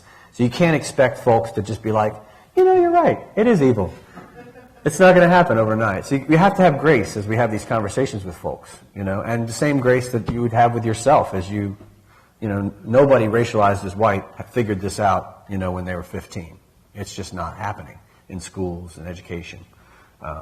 It's an ongoing, lifelong process. That's the other thing. Even once you realize this, it doesn't mean you're not going to go back to practicing whiteness, right? It's like an addiction, and it happens. You revert back to it as the default position. So I think we have to have grace. And the other thing is, I think going through processes, like if somebody's like, you know what, I don't care, I'm happy with my racism, then leave them alone. Leave them alone. Stop trying to bring people along who are, ardent white supremacists. It's the people who actually are struggling and willing to wrestle and willing to read and willing to go through a 9-week course, right, with their pastor, for Pete's sake, and read all that material and watch all those films. That's who you should invest your time in. I hate to say that about grandma, But like I have people in my family who are just not coming along. And I'm not going to waste my time. I think the world's going to change. They'll pass away. I'll pray for them and, be happy for them and their lives. But, it's like the life is going to change. I think somebody says to me after I do these presentations sometimes, well, I really just want to know how to talk to, those folks who were at the January 6th march. And if I could just figure out what I could say to them. No. That's a calling. If you're called to that, then that'll be clear, I think, from God. But not every white American is called to spend all their time with white supremacists, ardent, open white supremacists. Because we're all white supremacists, and we have work to do with our own families, our neighborhoods, our schools, our churches, with well-meaning white people who do want to be better, who don't want to be racist, who just need a process and a path to continue to confront it. So, other questions? Yeah. I watch these angry parents and so forth at school board meetings about critical race theory. And I guess this is kind of a follow-up comment on the matter of whiteness as evil. And how I generate enough passion in myself to see it as such an evil and such a threat that I'm willing to go to the school board meeting and get up and start shouting at those who are coming at it from the other side. And it seems like we're so far removed from generating, we don't, and I'm being confessional here, I'm on the journey to experience it at that threat level. Where I'm willing to get up and engage it at that level. And if I'm struggling to get there, then my God, how much further away from that are people who aren't teaching in a classroom with black students and have a colleague who's a black faculty member. But we've got to get to the point where we do see it as an evil and we see it as a threat and we're willing to risk our own lives and vocations to combat it. I 100% agree with that. And I think that is the key. What you're talking about, that shift. Some people who come through the course, and this is not perfect, some people who come through the course come to that place. I'll tell a couple stories about that. I had the course with a person who came from an evangelical background, and she's come to our church because, one of these things happens where, she believes in women in ministry, or she believes in LGBTQ, or she's tired of hearing her pastor never talk about anything, and so she starts coming to our church, and she goes through this course, and at the end of the course, she's like, I don't know, sphere of power and influence. I'm a stay-at-home mom. I've got 2 kids at home, but it's my sphere of power. What kind of power do I have? And I was like, I really want you to think about that and come back and figure it out. Let's talk about it. She comes back to the next meeting. She says, I joined Nextdoor in my neighborhood today. And I've decided that every time on Nextdoor, y'all know this app? It's a racist app. It's racist. But it's basically these little neighborhood groups, right? In neighborhoods. White women mad in neighborhoods. Yeah. And she says, I have committed that I'm going to be on Nextdoor, and anytime someone says, who's that black person, I'm getting ready to call the police on them, I'm going to stand up to that person and say, don't you dare call the police. I will go out and I will talk with them. Don't call the police. You're going to get somebody hurt. Her kids aren't getting invited to parties anymore. She's not coming to the social clubs with all her friends anymore. And now you might say, how is that? That might save one person's life. What if she saved one person's life that way? That mom. And she's willing to have less play dates with her kids, with her neighbors. She's willing to be looked at with a side eye as she walks down the neighborhood. Do you know what's been crazy about it? She's recruiting. She got 4 or 5. Now she's leading a course with 7 women from her neighborhood who have just gone through this course. That neighborhood's about to change, right? I mean, it may not change from a demographic perspective, but they're not going to be calling the police on every black person who comes in that neighborhood anymore without getting a different kind of mama bear up in their yard, right? That's a change, right? And that's amazing to me.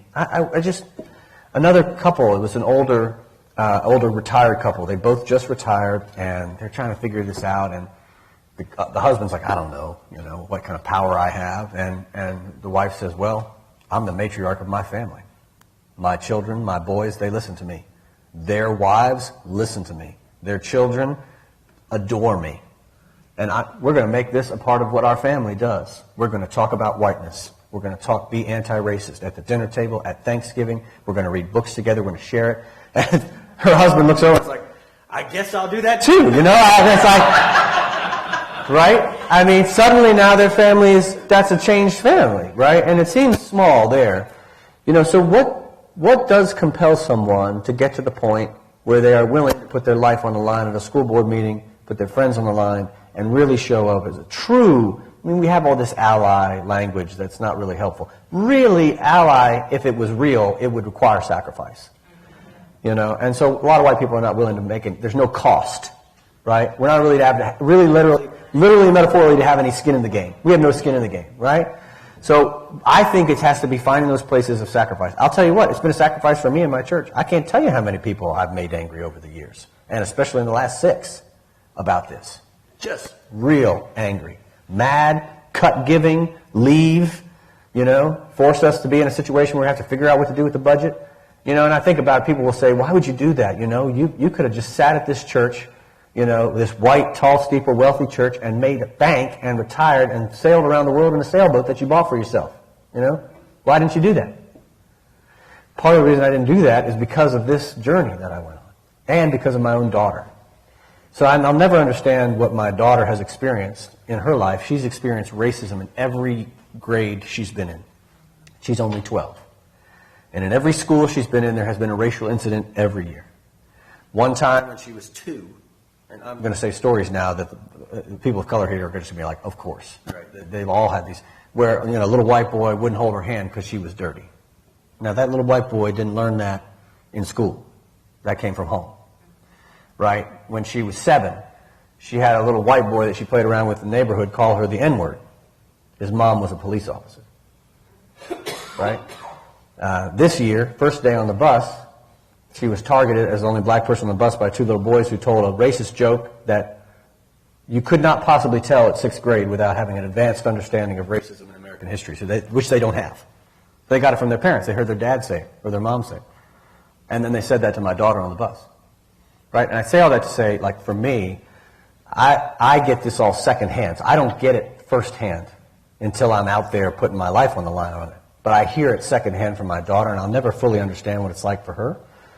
But that secondhand is enough to get me real angry as a parent, and real fired up, and happy to show up at a school board meeting and talk about this, Because my whole world is animated by, in 50 years, what does the world look like for my daughter? I need to be building a world that she can walk in differently because we've changed it. And so that animates everything I do. And I think that's really what's fired me up about it. But then to learn about it theologically, I'm also very serious about my faith. To learn about and understand it theologically and spiritually, I have this sort of sense of feeling constantly like I was lied to. Lied to by pastors, lied to by professors, lied to by my parents, lied to by friends who I trusted, who I believed in. And they weren't bad people. I'm not saying they were bad people. They were trapped in a lie they didn't understand, in a history they didn't understand. And they gave me a faith that I didn't, that was filled with whiteness. And I'll be spending the rest of my life trying to extract whiteness from my Christianity and from all the other parts of my identity. And I look back at that, and that makes me angry. And that makes me not want that to happen to another generation of students, scholars, pastors, children. But you're right. I don't know where you have to find that, but you've got to find that thing. It's kind of like, how they always talk about how Michael Jordan used to like to read news clippings about him, or somebody would say something, and he would take that one little thing. He's the best player in the world, but he would find some little thing somebody said, and he'd go off for 60. But he needed that thing to really put it out there, right? And so I think a lot of the great athletes are that way. A lot of people who really were going to put themselves out on the line and make sacrifices. I think people like, Martin Luther King Jr., others, how do you get to a point where you're really willing to put your life on the line for it? And we've got to figure out, as white people, what that is. Yeah.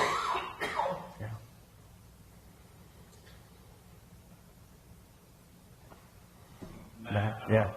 A dean student new development think about just in your presentation, Ben, that's really significant is the confrontation piece, right? And you referenced it a couple of times here in the presentation about, you talk about either addiction or recovery or that kind of thing. And I'm not sure that there's a better sort of organization or approach to confronting denial than the recovery world. Perfect, yes. Right? Yeah. And that happens most effectively for people who have experienced a realization, have come to a new way of understanding, and then are helping others who are trying to get there too. Yeah, that's exactly right. And then help people who don't know, who aren't in denial, who don't have a problem, saying, you need to go get better. It's a we thing. I have seen the light. I have come to a new understanding. And so I guess, I don't know if it's so much a question, but maybe if you could talk a little bit more about if that is the case, if it's, using AA as an example, alcoholics helping other alcoholics to help, what does it look like to kind of build out networks of people who have confronted their whiteness and who are helping others do that as well in a kind of confessional way? You talk about those different groups that are out there. Right. I think that's a really significant part of what you're doing. You nailed it. You hit it on the head. So I have an article at BNG that you could go look. It says, it's like True Confessions, I'm Addicted to Whiteness, where I frame this in a few paragraphs around the language of whiteness and call for small AA-like groups where we show up and say, hi, my name's Ben. I'm addicted to whiteness. I've been addicted to whiteness since I was born, and I've been in recovery this long. It's kind of like the practicing thing. When the woman who talked about the practicing thing, she said there's also Christmas and Easter white people, who only practice whiteness twice a year. Anyway, so that's a tangent, but I really think that's the model because so if it is a form of denial, which comes along with addiction also ties us in denial as well, then you're not going to get people ready to do it until they've hit rock bottom. And how many people, we've just now gone through this with the opioid crisis again, another massive example of whiteness with the Sackler family, but how hard was it to get off of Oxycontin? People went through recovery 3 or 4 times, right, to try to get off of it. It's not like alcohol. So they're trying to figure out these processes. And I think the language is helpful there, right? It's back to the ideology thing. We're going to continue to be identified and identify with whiteness regardless of whether we're in recovery or not. And so it's not going away. We can't get rid of it, We can turn against it and be in recovery and then tell other people that they also have to go through this process too. So I think you've got to have, this is where you can't work with people who haven't hit rock bottom yet. Even people who are excited and ready to, read one thing, that's still not, they got to hit rock bottom. And George Floyd was a rock bottom moment for a lot of white people in America. Not most, but a lot of white people in America. And thankfully we had that. And then that's how many people went through this course then. Now, the thing that's happened that's made this powerful for my work is that people who then became facilitators are like they're in recovery all the time. Because now, every time they lead another group through this process, they have to walk through hell again. And the only reason they know how to walk through hell is because they've walked one time, right? And so but then they're also confronting their whiteness every week every time they go through it, and they're learning. I've done it. I've led 13 of these groups at this point. Every time I went through it, I learned something new about myself. Another story came up that revealed my whiteness. And so I'm going to be practicing this as like an AA for the rest of my life. But I do think, like what you're saying, is replicable small groups of accountability all over the country is the only way that you make a change on this. AA is, what does Richard Rohr say about AA? It's the one unique American contribution to the spiritual movement. Right? It's the one, right? And so I think that's because it's America. That is a uniquely American way of forming spirituality because we're so caught up into so many forms of addiction and denial as Americans. And so I think the same is true of this. I really... what are you imagining? Because the course I have is 9 weeks, but then it's the kind of thing I've been trying to help people say, you got to keep doing this over and over and over again. Yeah, I think that's a critical piece, is this ongoing program Yeah. That, if I'm able to define my Christianity as, well, I made this decision once upon a time, but then in my life, I never make any. Right. My life and my actions, if it never looks like the life of Jesus, then can I really define myself as Christian? Right? It has to be this ongoing, active life. Right. That my ideology and my actions, they're all integrated together. So Right. it causes this constant reflection. I mean, that's, in the recovery world, the minute you stop practicing your recovery, you're moving back into Absolutely. relapse, Right. back into addiction. You're this close to falling off the wagon, right? Yeah. And so I think that ongoing perpetuation of, constantly looking at my life and not saying, once I'm woke, then I'm Yeah. good. Well, also, what you're not going to do with an addict is you're not going to sit down with somebody who's not in recovery, who's an addict, and who is actively, struggling with addiction, and be like, tell me what you think about racism. No, that's dangerous, right? You're going to wait until they're in a place where they're willing to either hit rock bottom and they're willing to go through the work and do the work and put in the time, or that they're further on in recovery before you say, okay, describe your experience of this addiction for us. And that's what those groups are constantly, right? Describe your wrestling with this addiction. And that's what the group becomes. Every week at the end of the week, it's confession.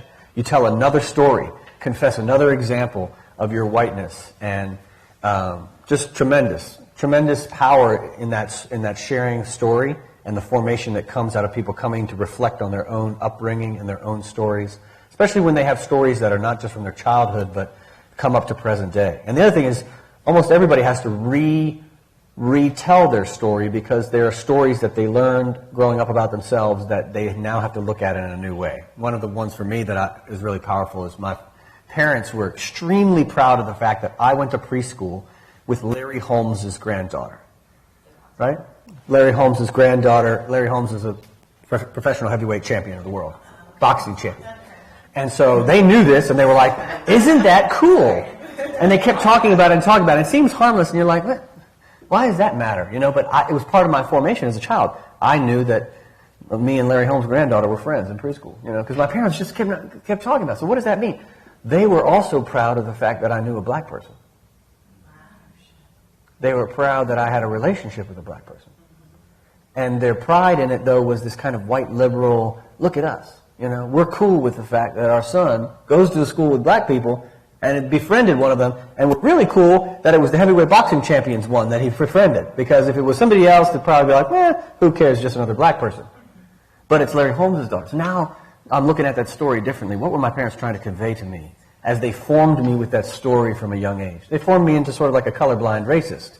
Well, I don't see color because I had Larry Holmes' granddaughter as my best friend. So, you see how these stories change as you begin to look at them through the lens of whiteness. And that's a story, you could get up and tell that one story, that could be your story for the week at AA, right? Or WA, Whites Anonymous. Right here, and then we have one behind you.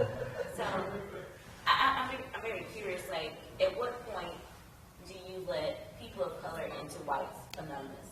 And I say that because your proximity to your daughter and her experiences have made you hit rock bottom. Right.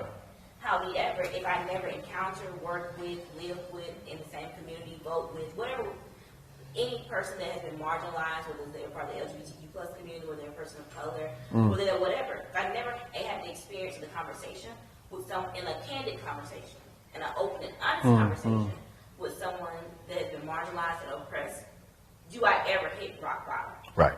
Do I ever want to make that next step, right? Because I've been in conversations where people have been like, I never knew this happened to you. It happens to me every day, matter of fact.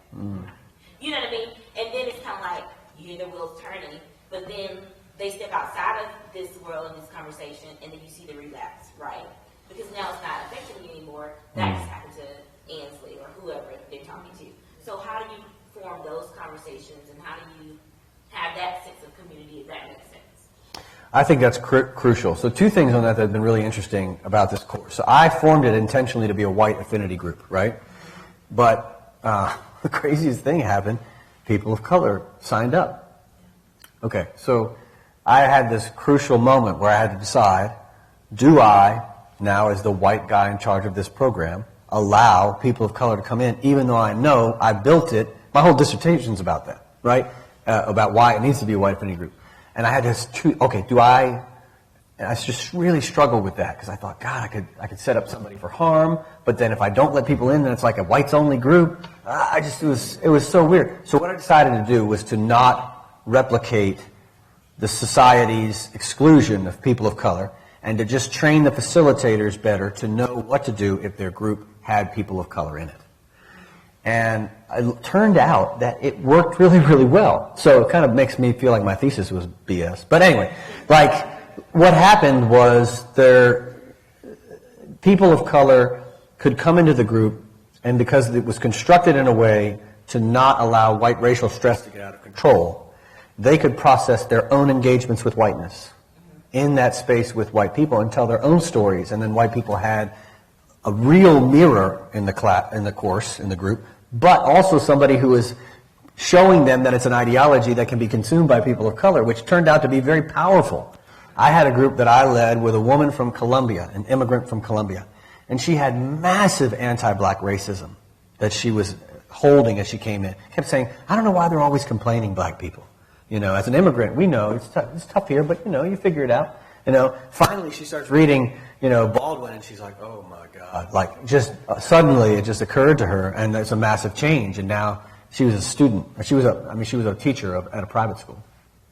So it's gone well that way. So I'll say that actually is a potential possibility. I think only, though, if you have the right facilitator who can prevent the white people from turning to the black person for all sorts of things. One, for free labor. You cannot get free labor. That's to explain to you a whole bunch of things. You're there to do your work. Don't try to get shortcuts from the black person in the group, right? To be absolving you of all your sins. Don't keep saying to the black person, well, we're friends, Am I really like that? Are white people really like that? You're putting people, you just can't. So the facilitator has to shut that stuff down. Otherwise, it will become a space of harm. So I do think the groups can work. Otherwise, though, I think generally white people obviously have to live in more integrated environments and find themselves in more integrated environments. And we're not doing that from where we live. So unless you're going to move, you have to find yourself on nonprofit boards that are predominantly run by people of color. You possibly need to go to a church that's maybe more diverse, or maybe you just as a white person need to go to a black church for a while. You need to find yourself in different environments, and you need to diversify the environments that you're in. So I've talked about integrating our staff. We have now 2 black women ministers on staff. So every day, I'm not just with my daughter, but I'm working very closely with black women clergy who are teaching me how my whiteness looks constantly, because they know. They're like, you run this course, I'm going to tell you for sure every day, every time I see your whiteness. And they have permission to do that in that setting. And then for all the white parishioners, now they're being ministered to by a black pastor. They're hearing, so they have a relationship there. That's critical to your point. Like, I don't think you're going to get to the point where you really are willing to go to the school board meeting and put your life on the line and put your career on the line and put your words on the line and be hated and have people spew things at you, unless you really realize either A or both that you and your own soul is on the line. It's not about black people. It's about you. Your soul is at stake here. White people's souls are at stake here. And you have relationships with enough people of color that you are also in solidarity with them as they are also protesting and confronting whiteness in the world. But white folks are so isolated. And particularly in places in the South like Atlanta and Charlotte, where the whole cities have been constructed to segregate people from one another. It becomes challenging to be able to have those relationships that are critical. And I think you're right. That's the same thing that happens with LGBTQ and others. Without the relationship, you really don't have that catalyst for shift. That's what's been true of my life as well. Okay, so I don't want to help for a minute. But do you have someone on staff that is part of the LGBT community? Oh, yeah. Okay. Yeah, we How have. is that conversation? I'm curious of the spiritual connection. Oh, man, yeah. Well, this church is the first church I've served that was already welcoming and affirming before I got there. Of the other 2 churches, I led through the process of becoming welcoming and affirming. So we have multiple people on staff who are LGBTQ. The chair of deacons is a black gay man. We've had multiple chairs of deacons who are LGBTQ. That's an easier conversation in our setting than race right now. It doesn't mean we're not blind to it, because transgender has kind of thrown a whole new conversation for us. We have a number of transgender youth in our congregation, college students, adults, and who often are at the intersection. So black transgender man, black transgender woman, and so that conversation is also always ongoing. I will say I have found that LGBTQ people who are white still really have tough time as they go through this course, because they tend to lean into their oppression as a way to avoid taking seriously the oppression of others. And I think that's been a hard thing to learn from people who I thought were very, very progressive. But, it's not about that when it comes to this work. Yeah, because I did a conversation with some staff members, and I had them to rank their different parts of their intersectionality and their identity, and most people always use their race or ethnicity at the very top to define themselves versus some of the social economic stage, ability, et cetera, et cetera. Yeah. And I wonder if that's a part of that conversation. I bet it is. Yeah, absolutely. Yeah. Right behind you. Do we still have time? Yeah. Do we have time? Take one more minute. I'm about to give us some lunch directions. Okay. Yeah, my question was, in your experience, what is an effective role for someone that's in between whiteness and being black? For like, I'm Indian, I'm an immigrant, I'm socialized in white contexts. Yep. I think a large part of my life I identified with the white kind of consciousness. And Yes. thinking, and then recently I was like, oh man, and my way of fixing that was being a vegetarian and not cutting my hair. So I'm trying to find that. That's very anti-white. Yeah. Effective ways. I'm dating a white person, and Yeah. I'm kind of stuck in between. I haven't had a lot of the marginalized identities that maybe sometimes I pretend that I have, because I'm trying to reconcile these two things. So what can I do that, in a way that's effective, that is educating myself and the people in my social circles that are white, who I have known for a long time, but also in acknowledgement of I'm not white and I'm not black. Yeah. It sounds like you're doing it, but I'll add some language I think that's helpful. I think anyone who's somewhere else on the hierarchy besides the bottom or the top needs to talk about their triangulation in relationship to whiteness, right? So it needs to do the same work as anybody else confronting whiteness and studying whiteness. It needs to talk about what it feels like to be triangulated in relationship to blackness and whiteness, right? So this is Asian American, Pacific Islanders, basically Latinx Americans. And the triangulation is often different, right? So the triangulation with Latinx is very different than the triangulation with AAPI. AAPI is like model minority. You've got a different story of work in America related to railroad work and oppression there. So it's about the story and its triangulation in relationship. Or you could talk about it other than triangulation, which is the way scholars talk about it, as like where are you on the ladder? And how do you deconstruct the ladder as a form of social organization? So you are on a different place on the rung than I am, but also different than other people of color, right? How do you talk about where you are at, how you've been put there based on whiteness, right? And also I think for my daughter, even my daughter, right, who's a black American, is going to have to talk about what it means to have been raised in white contexts for most of her life and wrestle with what was deprived by that and what advantages and privileges that has provided her that she would not have gotten otherwise had she not been raised in that white context. And I think that's the same thing for you, acknowledging the whiteness that you were immersed in, how it impacted you, how it formed you, and how you are triangulated in relationship to this particular form of power or where you were at on the hierarchy. And be really clear about it. I think you have to also, let me say this. I think where you're at on the ladder gives you an ability in this conversation to decide how you want to show up. Right? So for me, I don't feel like, and this is my responsibility, I don't feel like I don't get to show up. I always have to show up for this because I'm at the intersection of all privilege. Education, race, gender, right? And so I'm just going to, I know that when the conversation comes up, I'm there and I'm ready to hear. I'm ready to listen, I'm ready to receive. And lead if necessary, but really ready to receive. But I think people of color who are on different places get to decide, I don't have to come to that conversation. That's not for me. That's not my role to provide you with an experience of racial awakening because I'm tired. So you get to opt out. Yeah. All right, friends, guess what? It's lunchtime. But guess what else? Food terminals close. Oh, you got the text too. Yeah, I got the text too. And because we are a smaller group, I want all of us to go to lunch together. So I don't want students staying here and being left on our own. I want faculty, staff, students, all of us going to Bobo's, where Dr. Rob Nash has already gone and secured tables for our group. And we will have lunch together, continue the conversation, come back here by 1:15, finish out the conversation, and plan our next steps for our community. So that means we're all going to lunch together. And that also means that when we come back and the lunches out there that are bag and box lunches, please take them home for dinner tonight. And we give priority to students first so they have food for tonight, okay?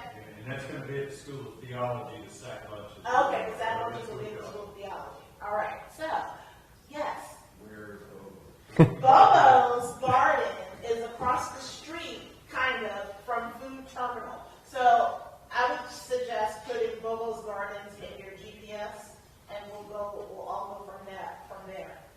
Bobo's Garden. We can take one. And we're going to be, making sure that we all are together. Be accountable for one another. Find a buddy, use the buddy system. Everybody use your cars. Okay? All right. Let's say a word of prayer for blessing and fruit.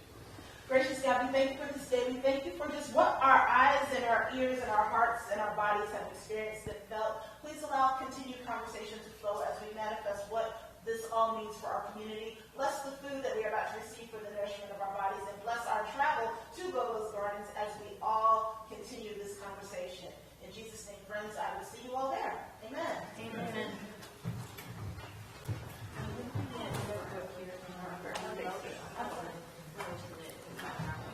Okay, yes. Okay, perfect. Dean, Dr. Deloach, can you take our speaker? Because I'm another guy with, All right, great. yeah, perfect. Should I take all my stuff? With my car, it's a sports car, so it's like, you're kind of tall, so it's gonna be super tight. So I wanted to get around this morning. I was like, I love that because my next car will be a sports car. Yes, we're coming back here. Should we not leave our stuff? Should we take our stuff? Or... I think you don't have to hear that conversation. Yeah, I was still taking a laptop.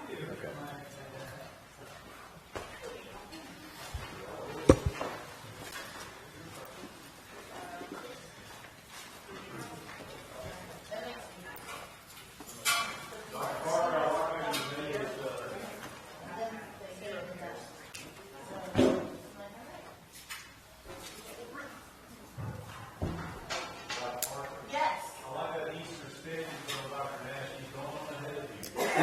Yes.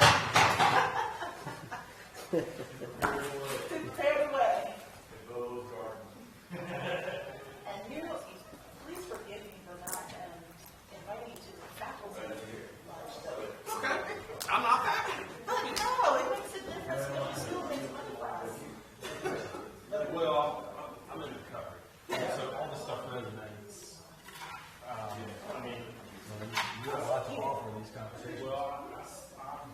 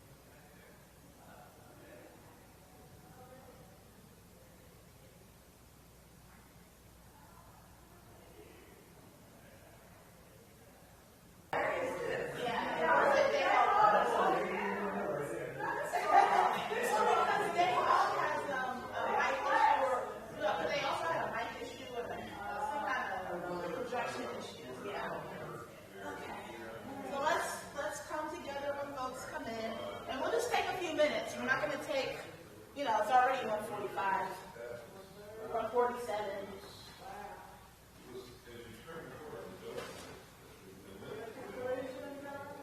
Yes, concluding conversation. Let's see who comes in.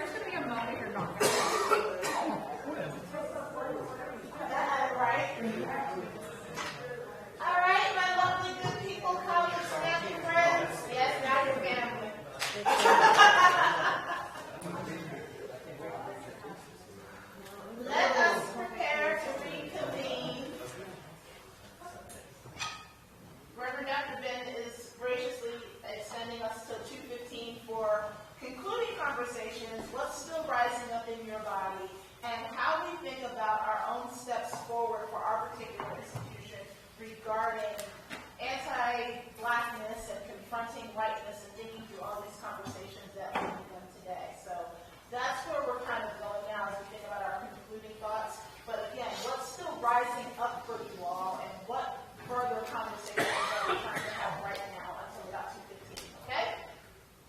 All right. And Dr. Ben has also graciously said that he will share his slides. So I will,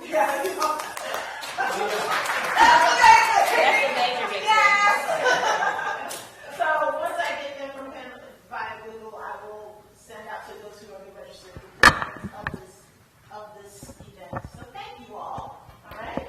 And he does have a few more. There are other things that he wants to just help us begin to understand and put together as we come to a close. Make sure you're on. Perfect.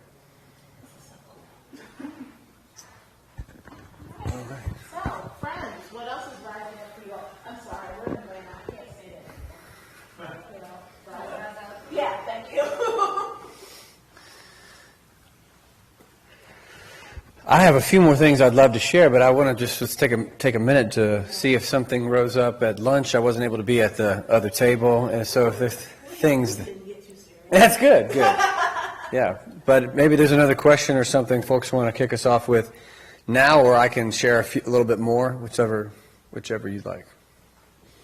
Yeah, I mean, I'd like to hear your kind of response to it, but I mean, we've kind of talked about the situation that Yeah. a group of my church tried to put together, some discussion group to talk about racial issues. Yeah.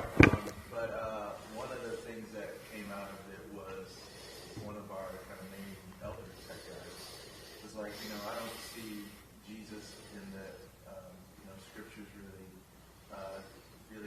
hey, going head on against Roman, the Roman context that he was in. In other words, Okay. Jesus did forcefully attack, so to speak, the structures of his day. He was using that as a reason why the church on Sunday when church didn't talk about this kind of stuff. Jesus used other methods. So I'm just curious if you had a guy in your church said something like that. Oh, yeah. I mean, I think I'd talk about Palm Sunday, which is the text for this week coming up, right? And I consider Jesus' actions in the temple to be quite forceful and not necessarily violent. You can interpret it however you want, but pretty forceful and a pretty clear message to those in power. And I think part of the problem with that interpretation and just focusing on Rome only forgets that there was a religious institutional structure that was in between Rome and the poor, that was keeping in place this relationship of occupation. And now there was resistance from some religious groups, right? Even the Pharisees, we know now, were in resistance to the sort of temple situation. But for the most part, chief priests, high priests, are keeping in power this delicate balance of an occupied people, and using their religious sort of relationship to that power to keep things calm, right? Don't want things to get out of control. Why? Well, it upsets the balance of power. If Rome has to come in and occupy militarily Jerusalem or some other town, it probably means less money for the chief priests and scribes and a whole bunch of problems for them. And so you can see there that and so Jesus' relationship and conversations with the chief priests and scribes and Pharisees, there's no way you can not describe that as confrontational. The only way you can is if you don't read Matthew 23. If you take seriously Matthew 23, I always just bring that up when people are like, well, why can't we just be nicer, about all this? Well, there are places where Jesus is not very nice. And when it comes to injustice, when it comes to oppression, Jesus had very clear things to say. And particularly hypocrisy, where you're saying you're religious, but you're not caring for the poor. That kind of, just like the prophets all throughout the Hebrew Bible, had a very strong reaction, a confrontational reaction to religion that did not have works of justice and mercy coinciding with it, right? Look at your worship is, don't give me your new moons and festivals. I could go on from Isaiah. I could talk about Micah. I could talk about Jeremiah and all the Amos. I could talk about Amos. All the different ways in which worship and liturgy are critiqued when there is not the action of justice, the work of mercy being done by the people who are also worshiping. And I think that's the key to me in connecting this for folks who are saying, well, Jesus wasn't turning in violence on the Roman Empire. I mean, there's also, it's a strange reading of Easter to say that, because who killed him, right? And you really don't get executed. And that's what Pilate's wrestling with. You really don't get executed unless you're an enemy of the state. Right? So there's something about that was threatening to even the Romans, or what was the point of the and so I know there's a reading that says, well, this was a part of God's divine plan that he goes to the cross, and this is just necessary that it had to happen. But I think, if you can step back from that and say, well, why did they kill him then? Why did they kill him if he wasn't a threat? And it doesn't mean, I think this is where you separate out nonviolence. I mean, certainly the reason Dr. Martin Luther King was assassinated was because he was a threat. But he also practiced nonviolence. So you might ask the person that says that, well, what about nonviolent direct action? And I think that's where That's where the church's relationship to movements can become a generative conversation about our participation in that, as we've seen modeled for us mostly by Black Americans throughout American history. But yeah, it's a great question. I think it's a great question. I think Palm Sunday is a pretty clear confrontation, right, with the authorities there. Yeah. Can I say something from a New Testament perspective, though? All right, so. You know me. But even when you think that you landed right very well with Matthew 23, because a lot of church folks like to go to Matthew 5, Sermon on the Mount, turn the other cheek, and they stay there. They don't look at Jesus in the Gospel of Matthew just thinking through Matthew. With the 5 sermons or discourses that Jesus does, they increasingly become more, quote unquote, problematic. So by the time you get to Matthew 23, he's gotten away from Matthew 5 through 7. It's not that turn the other cheek, Sermon on the Mount crap. It's, oh heck, I'm about to go to the cross. Woe to all of you who are putting me there. And if you read the entirety of the text, you would see that differently. But that's just me thinking about the Gospel of Matthew and having to put that there. Yeah. Other questions? What I grace, right? Right.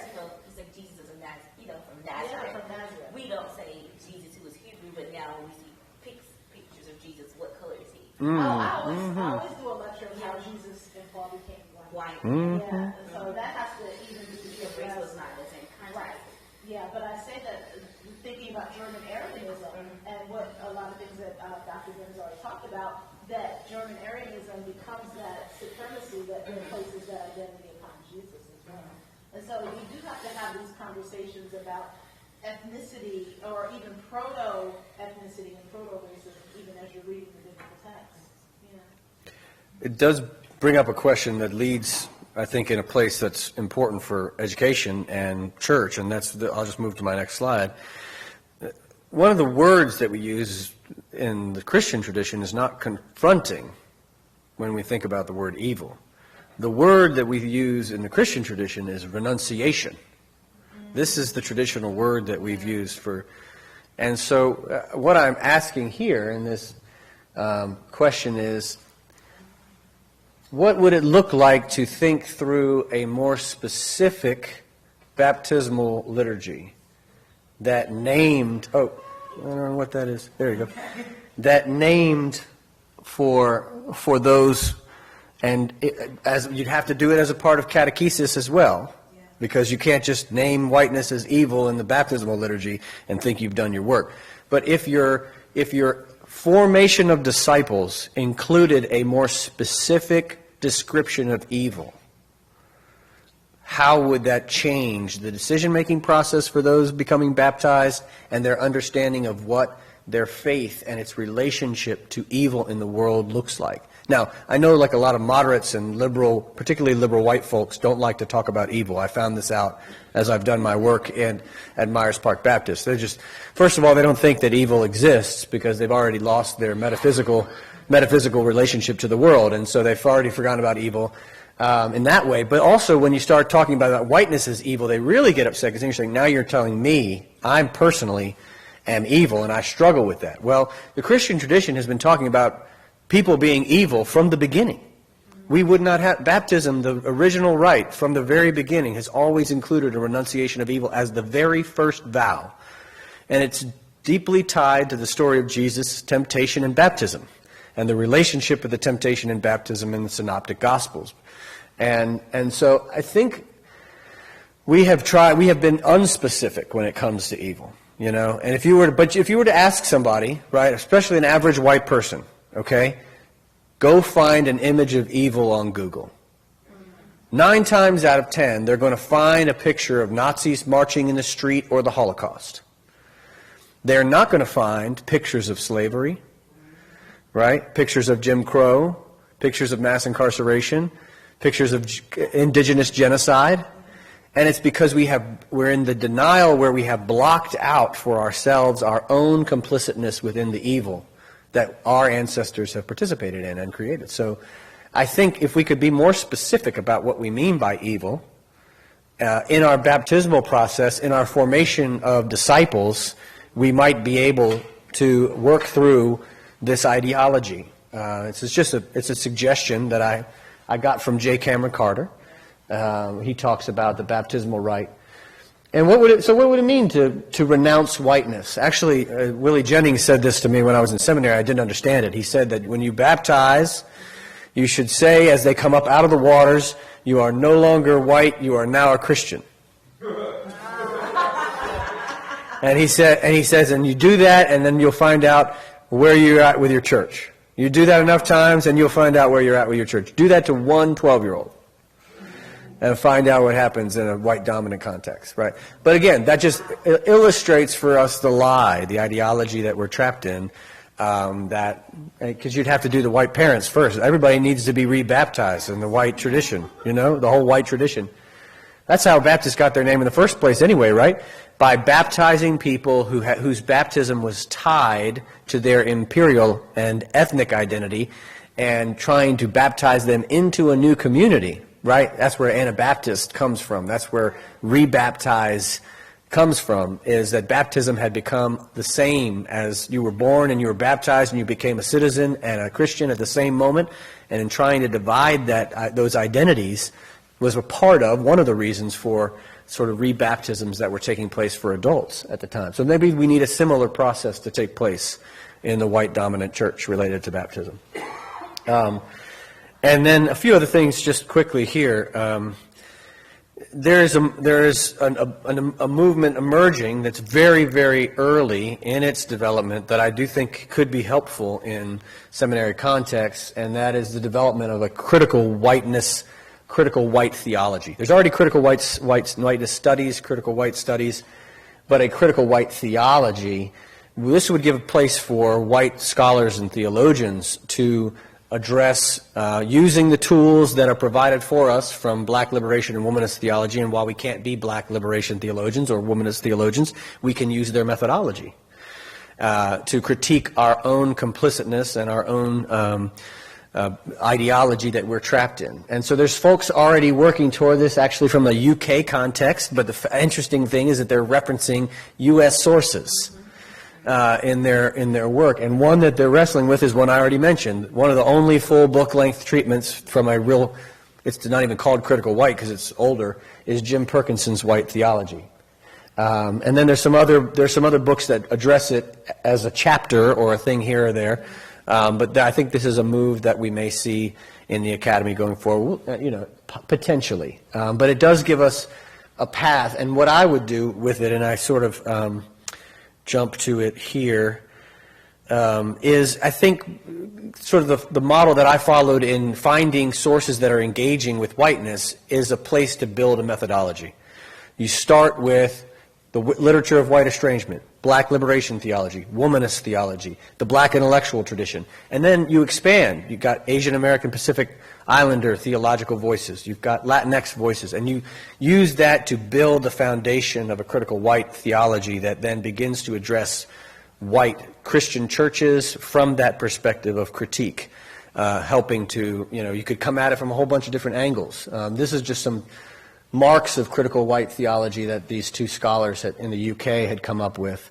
I'll give them to you in the slides. I don't want to bother with them all here. But again, it's building off of a critique that's provided by sources outside of the white tradition that then provide that critical gaze. And then I think these are just the further questions for us to discern, and I think these are questions for all contexts, but particularly for church and seminary contexts. In what ways can we begin to see and excavate how whiteness has infected all theological disciplines? I mean, we know it's infected all of society. And so how has it infected all aspects of theology? How we read the Bible, how we think about ethics, how we think about ecclesiology and worship and every aspect of theology. And I think some of this work is being done, but it's not being done enough by people who are racialized as white yet. I mean, I think I put some examples down here. I think Dr. Parker's book is an example of this. And I'm not just saying that because she brought me here. I actually have read it, and I think it's a fantastic example of How do you reconceptualize traditional Christian doctrines in ways that confront whiteness or help people to walk away from the ideology of whiteness? Cone does that with the cross. What is the cross? What does the cross mean? How do we think about the cross in a way that is not white? Ebony Marshall-Turman does that with the incarnation. Dr. Parker's trying to do that with how do you read Scripture, hermeneutics, interpretation, right, the Bible. And I think we need that in every field, but we also need that not just from scholars of color, but from white scholars also from a critical angle. And again, not from an appreciative angle of whiteness, but from a critical angle of whiteness, asking these questions. So what would these things look like then? What would ecclesiology look like when it's looked at through a critical white lens? What would ethics look like? What would New Testament studies, Old Testament studies look like? And the last thing I'll offer, and then let's talk some more, is this quote from Baldwin has really become important for me, because as I've done this work, one of the things that I've found is that white people, as they walk through this journey, become filled with despair at a particular point in the journey. It usually happens the week right after they read Bell Hooks's article, The Terror of Whiteness in the Black Imagination, and watch Get Out. And I also have them read the Kerner Commission report, which was published in 1968. That was a study that the Johnson administration did after there were uprisings and protests in American cities all over the country after the murder of Martin Luther King Jr. And so there was a Blue Ribbon Commission that was set up to study why this was happening. And the Blue Ribbon Commission only had 2 African Americans on it. But the answer that they found to why were all these protests happening in cities across the country was whiteness. You can go back and read it. It was white Americans have set up cities in such a way that they are so segregated, and they've created ghettos, and they've over-policed those ghettos, that it was just a matter of, every city in America is a powder keg getting ready to happen. We saw some of this after the murders of unarmed black men by police over the last 5 to 10 years. But they had already written down all the answers of what you could do to solve the problem in 1968, and nobody did anything with it. It's all there in writing. You just pick it up, and so they read that, and white people start getting filled with despair. They start getting to a place where they're like, well, I don't think anything's ever going to change. Why are we even talking about this anymore? It is just the way it is. Nobody's ever going to change anything. I just don't believe it's too big. It's too massive. And so, when that happens, and we get into, that's another form of white, the first thing I say is, your feeling of despair right now at this moment may be the closest you ever feel to what it's like to be a black person in America. So, get in touch with that feeling. Don't be afraid of it. Get in touch with it. And then the second thing is that nothing is hopeless if you really believe in humanity and in Christ, in God. So this quote is so powerful to me because this is a quote Baldwin wrote after many black leaders that he loved and knew had been killed. And he says this: "When the dream was slaughtered and all that love and labor seemed to have come to nothing, we scattered. We knew where we'd been, what we'd tried to do, who had cracked, who'd gone mad, who died, who'd been murdered around us." Then he says this just statement. He says, "Not everything has been lost." He says, "Responsibility cannot be lost. It can only be abdicated. And if one refuses abdication, one can begin again." So this potential possibility for a new birth begins with the act of taking responsibility for this history and for whiteness and its work in the world. And so as long as there is the chance that people racialized as white and others can take responsibility for this, there is a hope for a change. But it will take, and it will require a lot of work, and it will take white people taking responsibility for their whiteness and the ways in which it has harmed others and themselves over the course of history. So I leave you with that because I don't want to leave you in a place where you're feeling hopeless about the daunting task of talking about whiteness in a church where people are walking out over white fragility, or trying to talk to grandma about identity and ideology, or whatever it is that your task that you feel called to in your sphere of power. There's hope there. I've seen people I didn't expect take responsibility for this and take it as a life work that they're doing. And I'm a testimony to that. I didn't have to do this, and somehow it happened for me to do it. And so I think there is hope, and we need to leave with that. And I want to make sure you're holding on to that ability to take, as long as we are willing to take responsibility, there's hope for this. So let me end there. That's the end of my slides. And I tried to pick a slide here with a bunch of white people in the picture protesting, because I think that is an example of white people taking on some responsibility, putting their lives on the line, sacrificing, putting their skin in the game. So I don't know what questions would be helpful to start here a conversation, but it might be, I know Dr. Parker wants us to turn a little bit inward toward the work that you all are doing here as students, as faculty, as staff at McAfee. You know, what comes up for you today that you think applies to this particular context and to your education path as students, to the future prospect as being ministers in churches or directors of nonprofits, for faculty and professors here, you know, teachers, for DE&I? What are the potential questions and thoughts that this evokes for you? So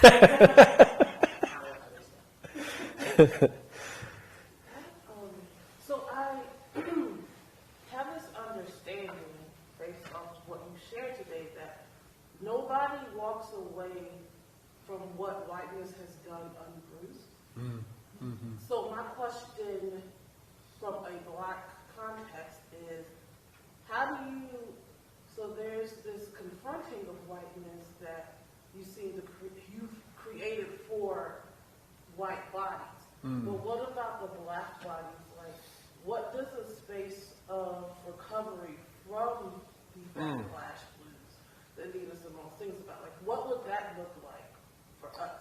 And like, who's supposed to organize it?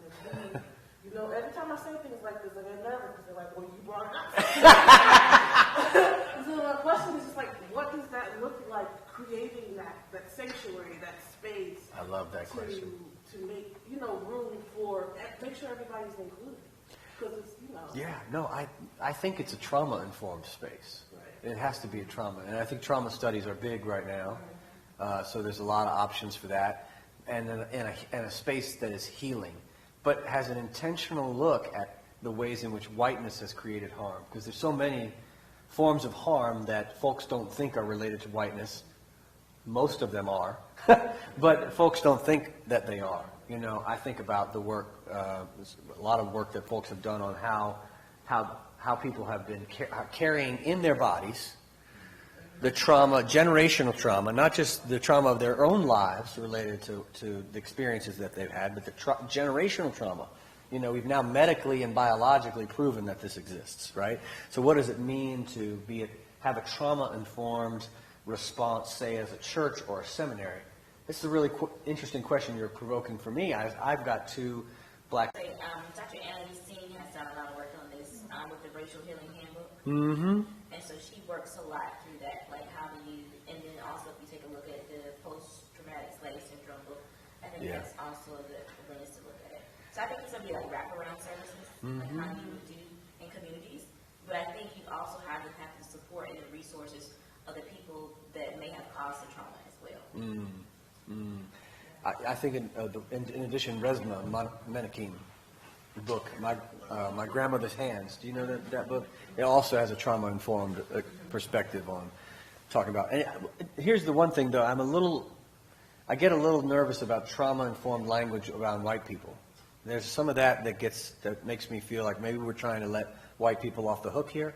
I do think there's trauma in the background, but for most white people, it's like the 100 Years' War. It's a little too far for you to be able to call that trauma, right? I mean, when you think about what created whiteness and how long ago the building blocks of that were put in place and where the trauma actually took place, wars of religion in Europe and people escaping to try to be Protestants in another country. I mean, it's so far in the background, and almost in all those cases, when they did that, they came here maybe out of some flight or trauma, only to then traumatize those who they first encountered right when they got here. So their trauma is so deeply tied to oppression that to try to say, well, we need a space to walk with white people through their trauma, I think it's got to have there's got to be a critical gaze.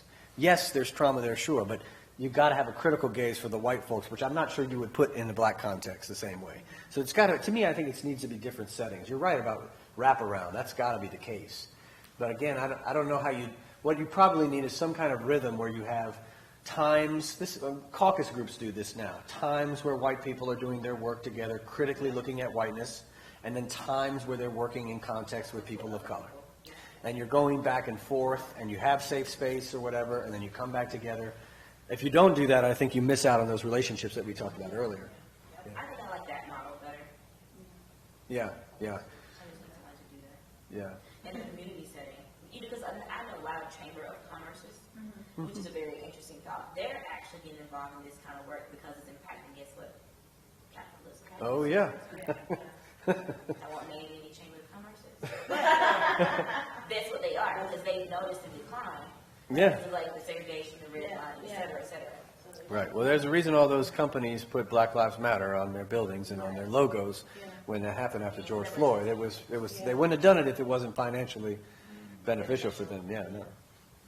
I was just wondering if, thinking in terms of a category that's adjacent to trauma studies, and thinking about whiteness and confronting whiteness, is the category of moral injury. Oh, I love this. Yes. Yeah. And the idea of perhaps as we confront our whiteness, recognizing those things that we participated in, that now we see as violating our own moral code. Yep.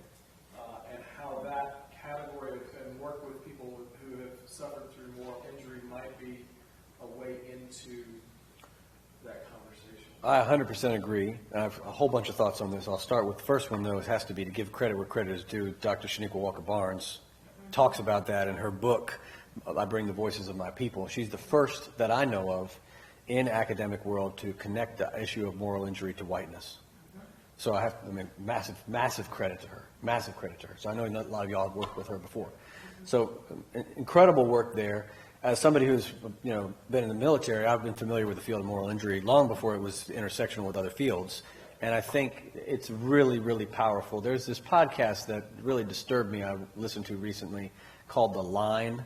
And it's basically about a troop of, I can't remember if they're Delta Force or something, Rangers maybe, in Afghanistan, and an issue where somebody killed an innocent civilian, and then they lied about it. It is this really horrible kind of podcast, kind of going through what was happening on the ground, and they reference moral injury in that a couple of times, and I was just thinking about how many situations like that we have, but I don't think moral injury is wildly accepted yet in the fields of psychology and other things. I don't know. What do you think? Is gaining credence?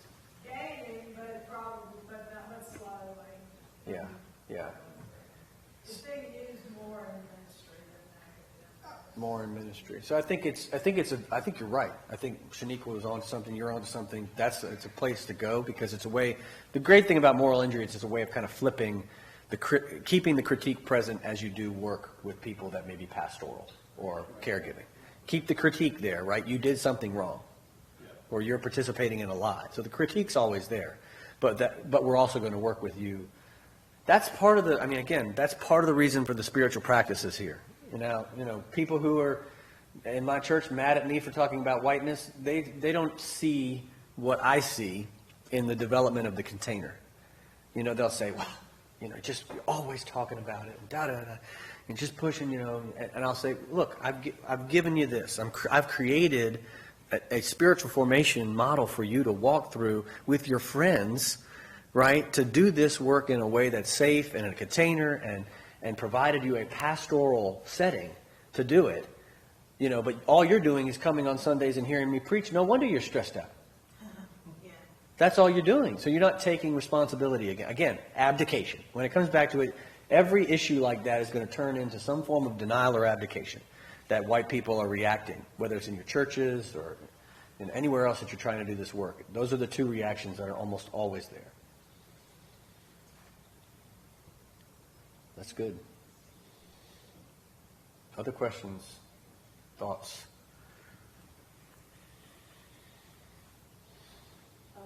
I guess to McAfee.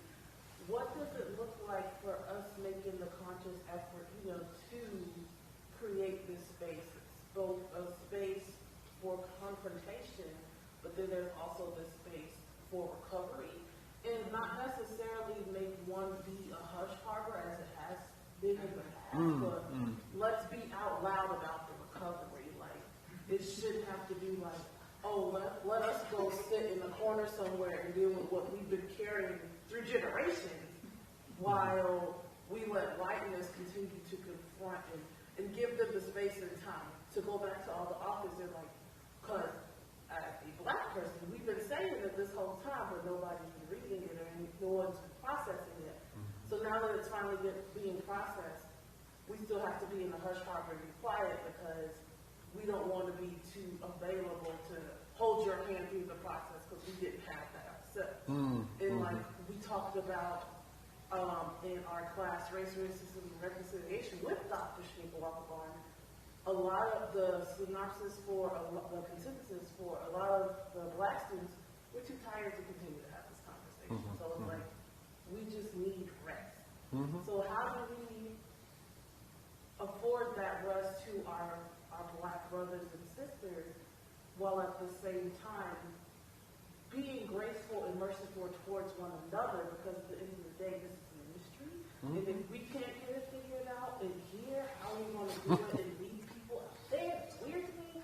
But, yeah, you guys, that's the question. It's an amazing question. The first thing I think about, I have to draw from my own context. And so one of the greatest compliments I've ever been provided by the black women who work on staff with me is they don't have to talk about race because I do it all the time. So they get to choose when they want to talk about it, which is a freedom they haven't had in other contexts in their lives, particularly in white dominant settings where they're constantly being drawn upon. But I'm talking about it so much that they're like, I can preach on healing if I want. I can preach on this if I want. Or I can preach on it and it doesn't feel like it's out of the box or just me. I'm not the only one talking about it, and it's just like, oh, well, that's a black person talking about racism. I'm talking about it so much. I've created a curriculum. I'm talking about it, all over the place that they feel like, oh man, well, I can focus on healing, or I can focus on this education process that I want to be working in. So I think one of the answers to the solution in a context like this is more white labor on anti-racism. Now, that white labor needs to be in accountability with black experts on this topic. Without that, it gets out into kind of a crazy zone. But if it's connected to black experts in anti-racism and in accountability with black experts in anti-racism, then white labor can then create two things. One is the ability for black people to be free to do whatever they want and not to be forced and pigeonholed constantly into answering everybody's questions on race or having to be the one to talk about race all the time when they want to talk about anything else, right? Or to find time for healing, to do trauma work, and then because you also want people of color to then say, oh, you know what, this is a time where I feel the energy and I'm going to choose to step in here and I will talk about it. And then, but the space is created enough, you've been talking about it, the white people are talking about it, so it doesn't feel strange. Now it feels, well, of course we want to talk about it. Come on, let's talk about it. So I think an increase in white labor on anti-racism, but increase in white labor not out at the head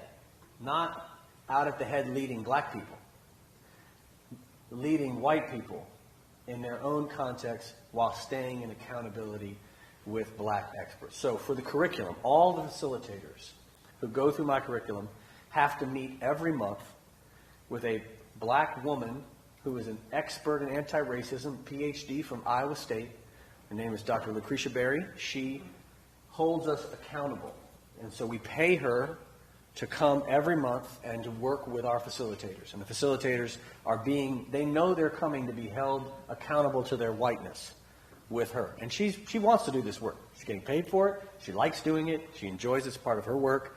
And so that helps us stay in accountability to experts, both experts in life lived experience and experts from a professional and academic space. And pay her. And paying Sorry. her, yeah, and paying her for her accountability. Accountability must be compensated, you know, and so she can do with the money whatever she wants. If she wants to give it away, that's her choice. But, you know, she's getting paid by us to hold us accountable.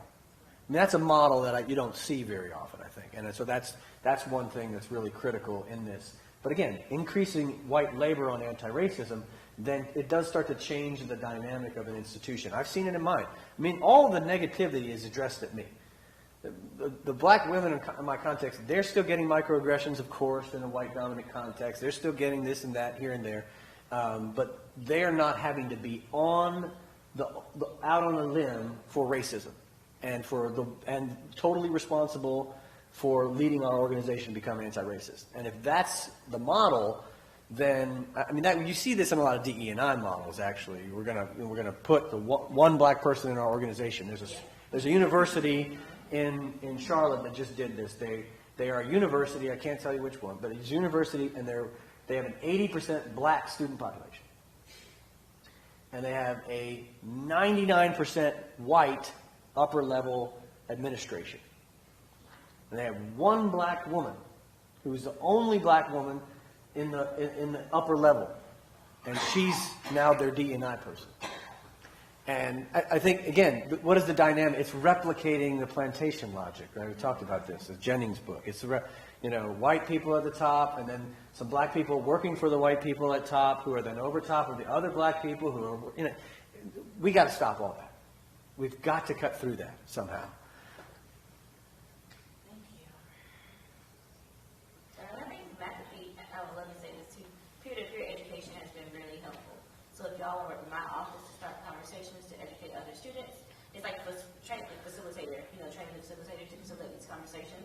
Because peer-to-peer education has been really, really impactful, especially for our graduate students and undergraduate students. So if someone wants to develop that into a course, or develop that into a module, something we could do, or conversations, or monthly meetings like y'all have, I'll be happy to be a part of that too. That's awesome. Yeah. When I saw the invitation, I saw the picture on the email, told my wife, I said, they're having a discussion on whiteness at school, and there was a white man teaching.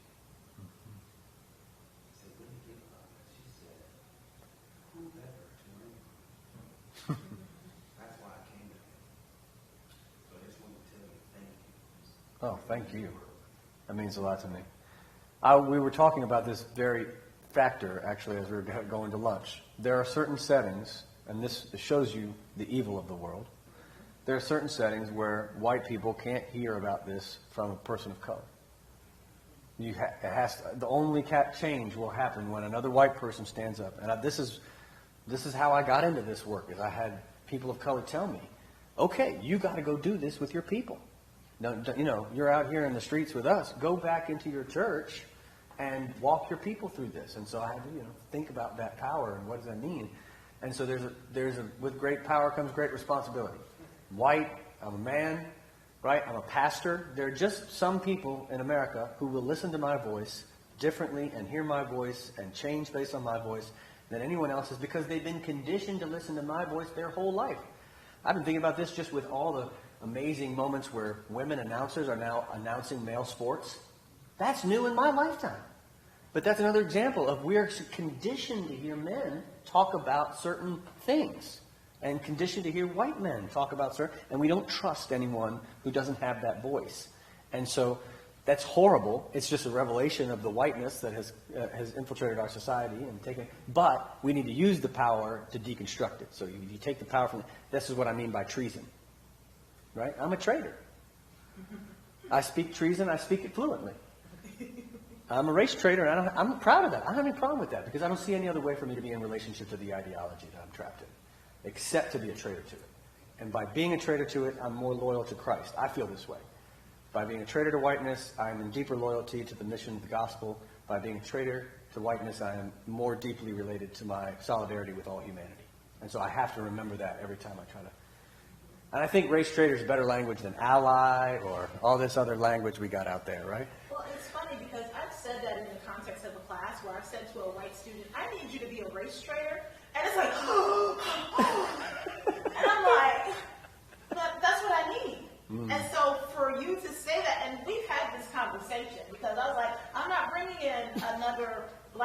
person or black person to talk to y'all about whiteness because it's not going to be received the same way. This was strategic, y'all. I just need you to know that as well. Because I know I can say similar things, but because I'm saying it, it may not be as received because it's coming from this particular body. So believe me, this is a process that we have talked about and thought through as well. Yeah, and I think the fact that it's not received is a problem, that it identifies the problem that you have, right, that you can look at. And then what I've seen from some white people is that they can't see a future. It's not just about the voice. They can't see a future for themselves if they turn against their own race. So I'm your future. Let me be your future, or let the future be better than me, bigger than me, bolder than me, stronger than me.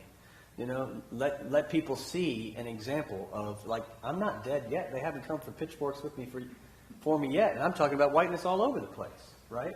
So, I mean, maybe that's because of my privilege. They haven't killed me yet because they don't think they can, right?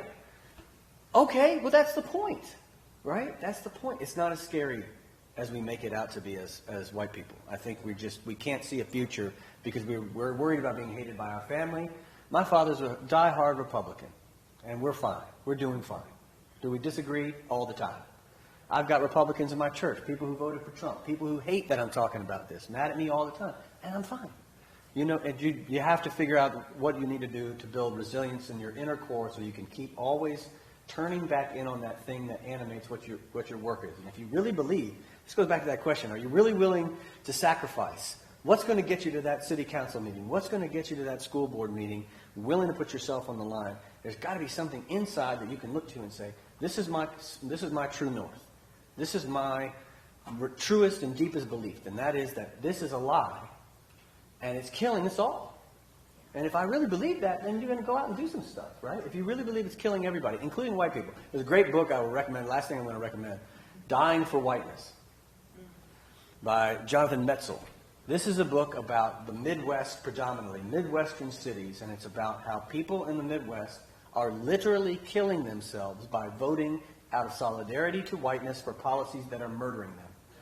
And that is, they are anti-affordable health care. Who are the people that are taking most of the affordable health care? Poor, rural, white folks in these states. They are voting against their own health care interests. Why are they doing it? Because of whiteness. They're connected to the whiteness more than they're connected to their own bodies, to their own health, to their own safety. So white people are literally killing themselves. It's suicide. And so I think we need to keep in mind that whiteness is killing all of us. It's certainly killing people of color more so and more frequently and in more disastrous ways, but it is killing all of us, and therefore we have to stand against it. Who's the author of that? It's Jonathan Metzl, Metzl. Maybe, something like that. But it's Dying of Whiteness. All right, friends. All right. Let's give Dr. Ben Boswell a hand. Thank you. One more time, please, because I feel like you can do better than that. Thank y'all. Thank you. Thank you. I have an evaluation form, but I'm also going to send it out to the folks who registered by email as well, because I understand sometimes it's easier just to return the things to me via email. Yes. In terms of just action steps and bringing it back what you were saying this time was, I'm curious, is there going to be an action plan put together and disseminated from McAfee?